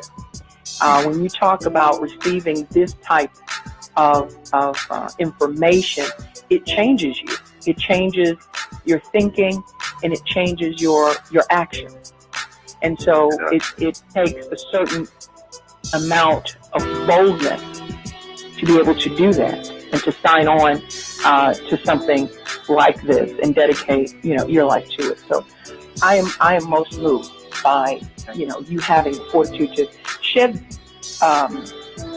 those things that you pledged a bond to, and to speak truth to what these societies are doing into our community. Do you find others who have traveled this road as receptive to your position on these societies? I get more. Let me just say this first too: is that the amount of information that is out there. I would say that. Let me just give this analogy. In Kemet, or ancient Egypt, which is the original name is Kemet. It was known that ignorance is a sin, but in the Western world, in today's world, ignorance is bliss. And I'll say that, and I'll venture to say that majority of people that are in fraternities, sororities, masonry, so on and so forth, are not entirely clear or have been exposed to the thorough or the other side, the type of information that we're revealing this evening. And so when they do hear it, when they are confronted with it, obviously, and even I was like that a little bit. It was emotional because I thought, wow, number one, I can't believe this is true. Number two, I never heard of this information throughout my pledge process and membership in the fraternity. I never heard of any affiliation with the Boule. Never heard of the word Boule. Never knew anything about the connection to Masonry or even global white supremacy. This isn't something that they teach in fraternities and sororities, so I'll give them that part. However, in being an intellectual person and being, as W.B. Du Bois coined these people as the talented 10, it's your responsibility to be kind of knowledgeable about what you're involved in. And so when I come across people that I get more support from those that are in fraternities and sororities, but don't want to come out outwardly and say that they, you know, are against it. I have had a couple of people that have been, you know, as adamant about, you know, breaking their affiliation, have given me information, a wealth of information about what they know about their fraternities, in particularly like the breakdown of their shields and symbolisms and rituals. So there are those that are out there. I'm hoping that there will be more. I'm projecting there will be more. It's just a matter of removing the emotion behind it and understanding that these organizations are older than we have ever lived. So I can remove myself from an emotion because I wasn't around in 1906. You know what I'm saying? So from that, I can understand that whole era is a total different mindset. And so therefore, I can relinquish my grip of, well, this is my fraternity. Because, you know, you weren't around when things were happening. And to learn these things now, the question is, do you perpetuate stereotypical lies or not? And that's where I think you'll find many at the crossroads where they kind of want to, but they're not sure, or maybe they're totally against it because of the responsibility it takes in owning up of what ownership or membership you have in an organization. You know, now you got to go back and do a 180. Some people can't do that. I did a complete 180, and people looked at me like I was crazy because, again, as I said, I was that alpha guy. I loved alpha. I mean, I wore black and gold almost not every day, but you know, I was stepping all the time. I loved being an alpha, and fought for my fraternity's chapter along my other line brothers to get this chapter back at my school. So for me to turn around 7 years later and just do a complete about face made me look, you know, in many eyes asinine. But then when they started hearing the information, that's what was resoundingly clear about why I made this decision and I'm still on that path. Wonderful. Wonderful. I'm glad to hear that. And we are all, you know, receiving the benefits of that. I think once you become so vested in these types of organizations, I would think that it would be difficult, but I would also think, by the same token, that those who seek truth would be the loudest, you know, in their quest for truth to share with others, you know, what they found regarding this thing. And essentially, I think that with some of the people that I have spoken with on a personal level, who are the loudest in sharing this type of information, they felt duped, so to speak, and that that their innocence was taken advantage of at a time when they were seeking sisterhood and this sort of camaraderie in a collegiate setting, and they felt that they had somehow been manipulated. And I'm not sure, I'm wondering, I would hope that you could help me to dichotomize. I hadn't had an opportunity to speak with very many men, but from the female perspective, that is what I'm saying when I'm speaking with women regarding this matter. So is that something that the men feel as well? You know, it's interesting because when I'm learning about it as well, you know, even when I think about when I was online, you know, it's when you're in college, it has nothing to do about you know, world supremacy. You know, these things were never mentioned. You know, you pledging on fraternity, it was about popularity, it was about getting the girls, it was about winning the step shows, it was a popularity contest. It had nothing to do. It was a social organization it doesn't really get serious until post undergrad. You know, when you get your grad chapter, so on and so forth. So even before fraternities and sororities, these things, we have to look at this thing as a talent pool.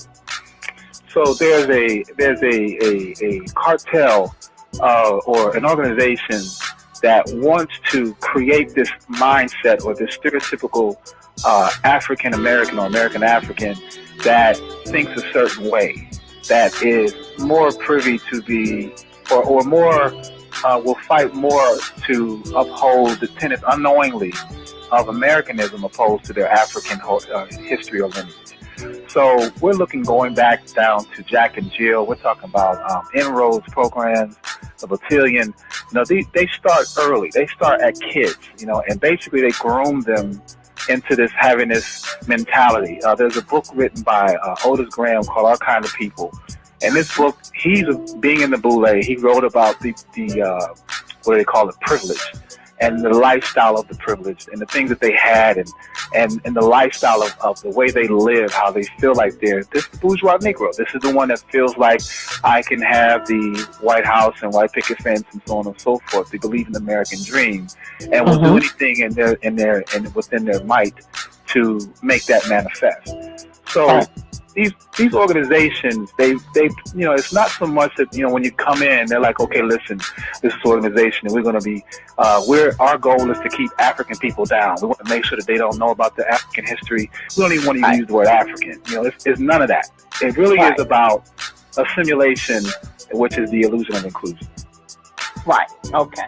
And that is a great segue into the next thing that I kind of wanted to get into, and that was, you mentioned that you thought that you were celebrating your Africanness, when in all actuality you were able to determine that it was actually leading more toward Greek society and the I guess the veneration of the Greek society. And I think it was Fuller that said it best when he said that until you understand the system of racism and white supremacy, everything else that you think that you understand will only confuse you. So what is your position on this system of racism and white supremacy with regard to these societies that hold secrets? Tonight, I will be continuing my series of shows on the Black Boule with the Boule Files. Our phone lines will be open, as well as our chat room, so please join us. Our studio line is 718-66.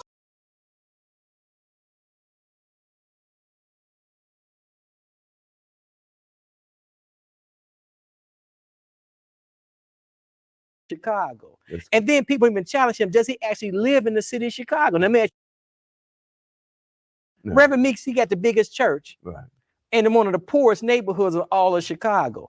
And then people even challenge him, does he actually live in the city of Chicago? Now, let me ask you, so you would know. I don't do the research. He lives in South Holland. So Reverend Meeks lives in Chicago or South Holland? South Holland. His children, I don't name names, where his children, where did they go to school? Chicago or the suburbs? They went to school in Worth, Illinois, Marist. They grown now? Yeah, Marist Catholic. So they went to school in the suburbs. You said Catholic school? Catholic school. You know, his church was an old Catholic school. You know, it has a school connected to the church directory, which he purchased from the archdiocese, which, you know, people don't know that the Senate Bill 750 that he was fighting for to get vouchers in the system, that eventually became a Senate bill for parochial schools. And so people don't understand that he switched it. When he couldn't get it done in the public schools, he went to the parochial and said, well, let's push for the parochial schools to get it. And so he's very close to the archdiocese. He's very close. He's done a lot of things with the archdiocese. As a matter of fact, when he decided to run for mayor, he even met with Cardinal George. I mean, so, I mean, did he go on Astor Street in the house, in the mansion on Astor? Oh, yes, sir. Gold Coast, man. He's met with him on several occasions. Damn. In counseling him when he. I saw Cardinal George in the airport. He got a big old tall bodyguard and everything. I wonder, you had to kiss the Cardinal's ring. I'm serious. I mean, did you go over there and kiss the ring of the Cardinal? I don't know how. And I say that symbolically and literally. When you walk in the door, yes, sir. I'm serious. I don't know.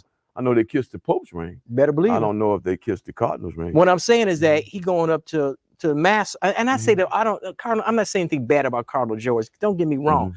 The dynamics of slavery still with us, and that's why the African American community is divided and conquered and destabilized because of people like Meeks, like Jesse Jackson. Most of our politicians, if not all of them, and our ministers, preachers, and other potentates. Exactly.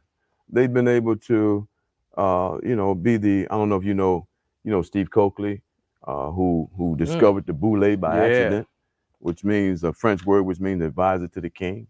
And this certain secret group of black people who were advising certain things that were happening in the black community. And people thought it was 4 sororities and 4 fraternities, but this made number 9. And so it was the oldest fraternity, sorority, if you will, that was founded in 1904. They thought the Alphas were the oldest, but when Steve Coakley stumbled up on this information, and now it's public information because of Steve Coakley, but you can go and I can give you the name of every Boule member in Chicago, or we have the book across the country. And then I want to see the book. I want to see the book. I'll make sure you get a copy of and it. And don't get me wrong, because then I met a few of these people, and they're nice people.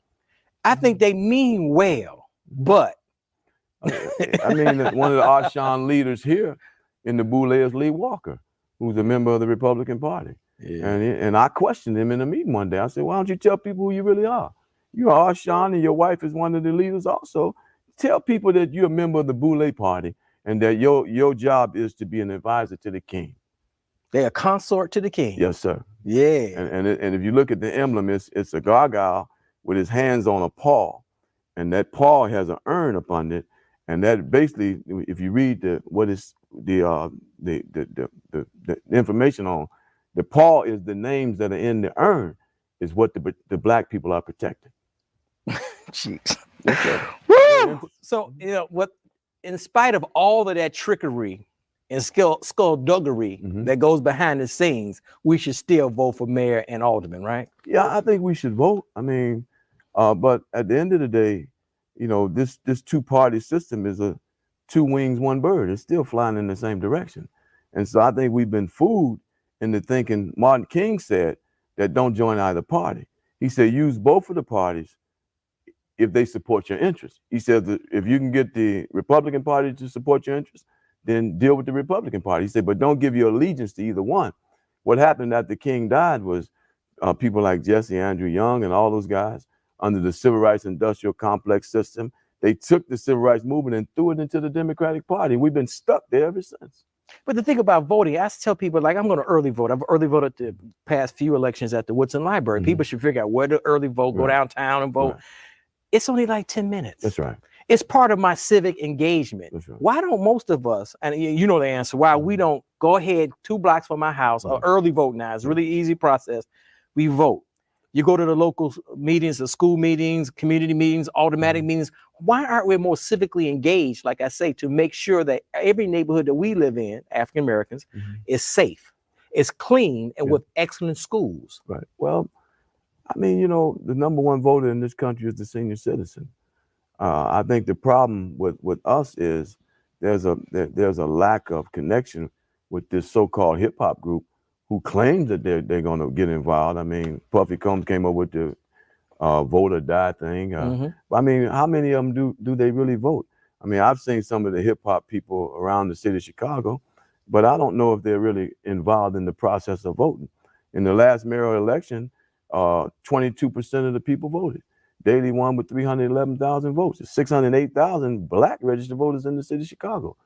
But do you still believe that they had provocateurs and the COINTEL program back in the day? There's got to be some type of COINTEL program to this very day. There was some dude they just found, Queen Sisters emailed me, some dude, he was some kind of agent or something. Jim Allen. Who? Jim Allen. Jim Allen, huh? Yeah, a guy who's had a website called The Movement. He was the one who orchestrated the press conference for when the so-called Jody Weiss fooled some of the ex-gang leaders into a meeting, and then he came back and held a press conference and said that they were challenging Jody Weiss, and why was he calling in the ex so-called gang leaders into a meeting saying he's going to charge them with the murders or bring back the RICO Act? Well, just found out that this guy is an undercover law enforcement agent. The thing about it, I'm just pausing it right here because I'm here with you guys. Do you hear this? They were planning on bringing the RICO Act in 2010. Some of our politicians who we thought that was on our side. And guess who's rolling them out? Guess who's rolling the RICO charges out? I'm sharing content that you guys really need to listen to. Let's keep going.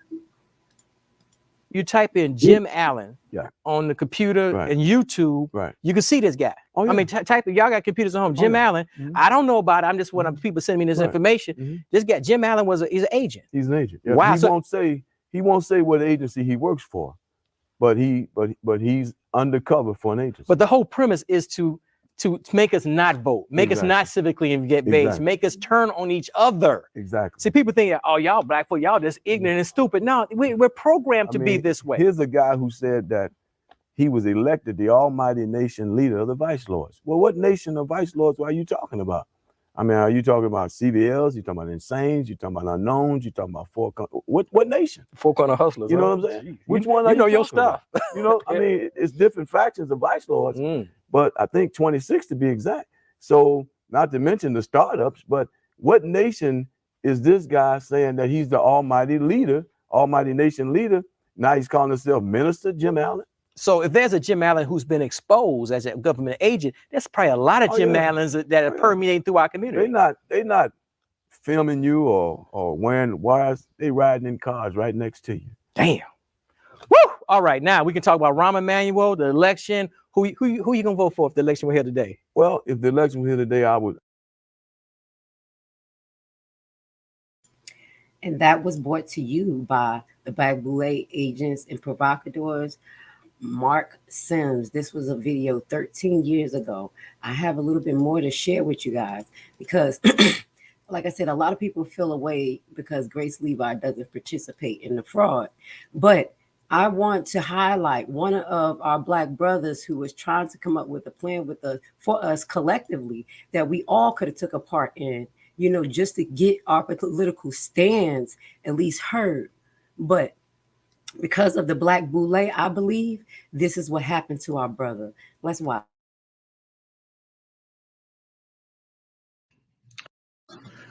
Yo, what's cracking? You know what it is. It's your homeboy Ice Cube. And some of you may not have realized that I'm not part of the club. And a lot of you listening to me right here, right now, you're not part of the club either. And what I realized with the club is what makes them so mad is when you don't want to be a part of their fucking club. That pisses them off. What club am I talking about? I'm talking about the club of gatekeepers that we all got to deal with. You know who they are, and they definitely know who they are. A lot of people would be like, what? Who? Come on, man, stop playing. So ever since I put out the contract with Black America, you know they've been fucking with me. Here and there, this and that. But it's cool, you know. I expect that. You know, I've been working with, you know, on the big three for a long time. And you know how they've been fucking with me with that. I done made it, you know, plain, simple, and clear what they've been doing. You know, the NBA been fucking with us. Now, a lot of people might say, like, well, but Cube, you want to work with the NBA. Really, I don't give a fuck about working with the NBA. What I want them to do when I say work with us is to stop working against us. Stop doing that bullshit behind the scenes that we know you're doing. Mainstream media, you know, they ain't fucking with us. And that's cool. We can do it ourselves. You know what I'm saying? We still on the rise without these motherfuckers. So we don't need them. You don't need them. You know? So what am I going to do to deal with these motherfucking gatekeepers? Well, what I'm going to do is go on a Fuck the Gatekeepers podcast tour.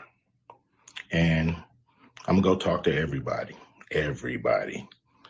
you know, and get a chance to get my message out to the people.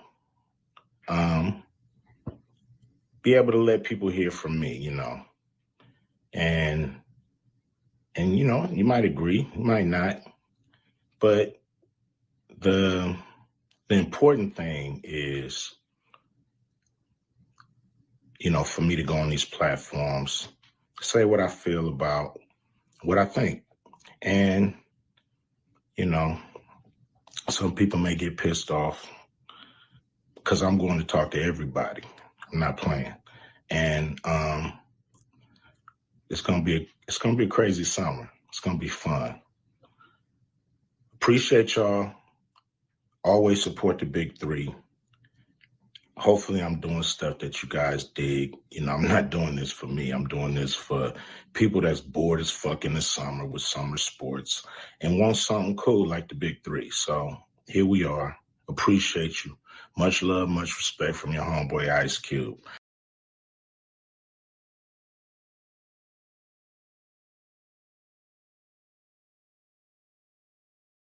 He's turned to political action.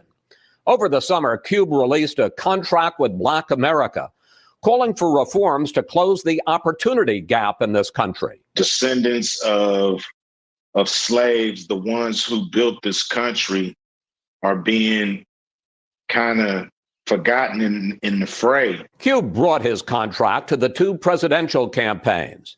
The Biden camp said they wanted to sit down after the election.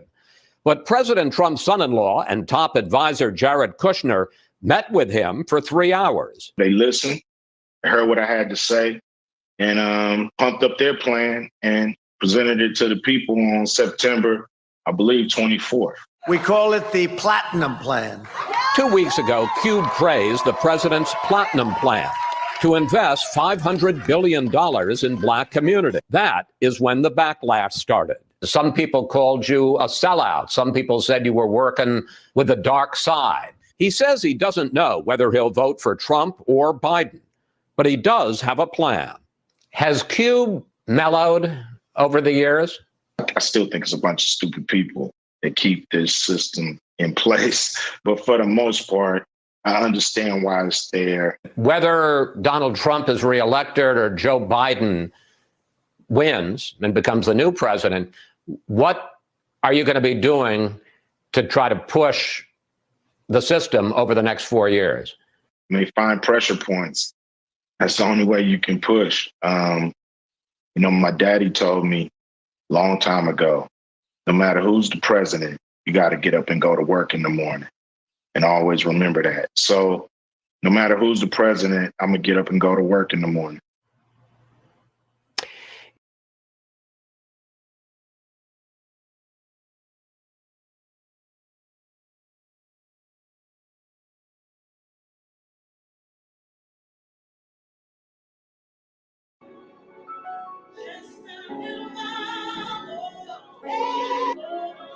Hallelujah. Barak Hashem. The warrior.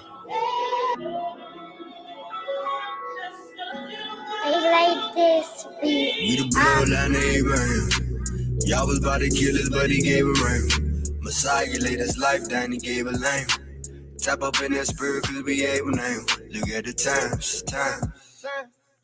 That nation who they serve, I'm a judge, you ain't lying. Oh Babylon, don't you forget that you touch mine.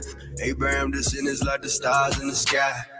We get sickness from the Father, earthquakes and the lava. We know that our King coming, you do not want a problem. Every knee gon' bow, everybody give him on. Every tongue gon' confess that the Son of the Father. We living in the times, we gon' see the second coming. He opening them seals from the heavens, ain't no running. Put away your sins if you love him and you trust him. Blow your wings, protect your servants, yeah. Blow your wings, Protect your servants, yeah. Blow your wings. Protect your servants, yeah. Blow your wings. Protect your servants. I could not be here breathing and be comfortable if I was really as bad as they was making it. You know, nobody could be around me. So for me to be this calm, I must have some kind of inner peace. And my inner peace is knowing that once everybody take the time to really see what type of person I am, you'd be surprised that I stuck around this long. I have to make the life that I do live as happy as I can and try to do the best with what I have. You know, live the best life I can live, be as happy as I can be. Nothing is perfect for anybody. I don't know. Boys, I swear, I think I figured it out. You know why they don't want us redneck brothers and sisters and the hood brothers and sisters getting along? You know why? Because we'd be unstoppable. I'm telling you right now, we would shut shit down.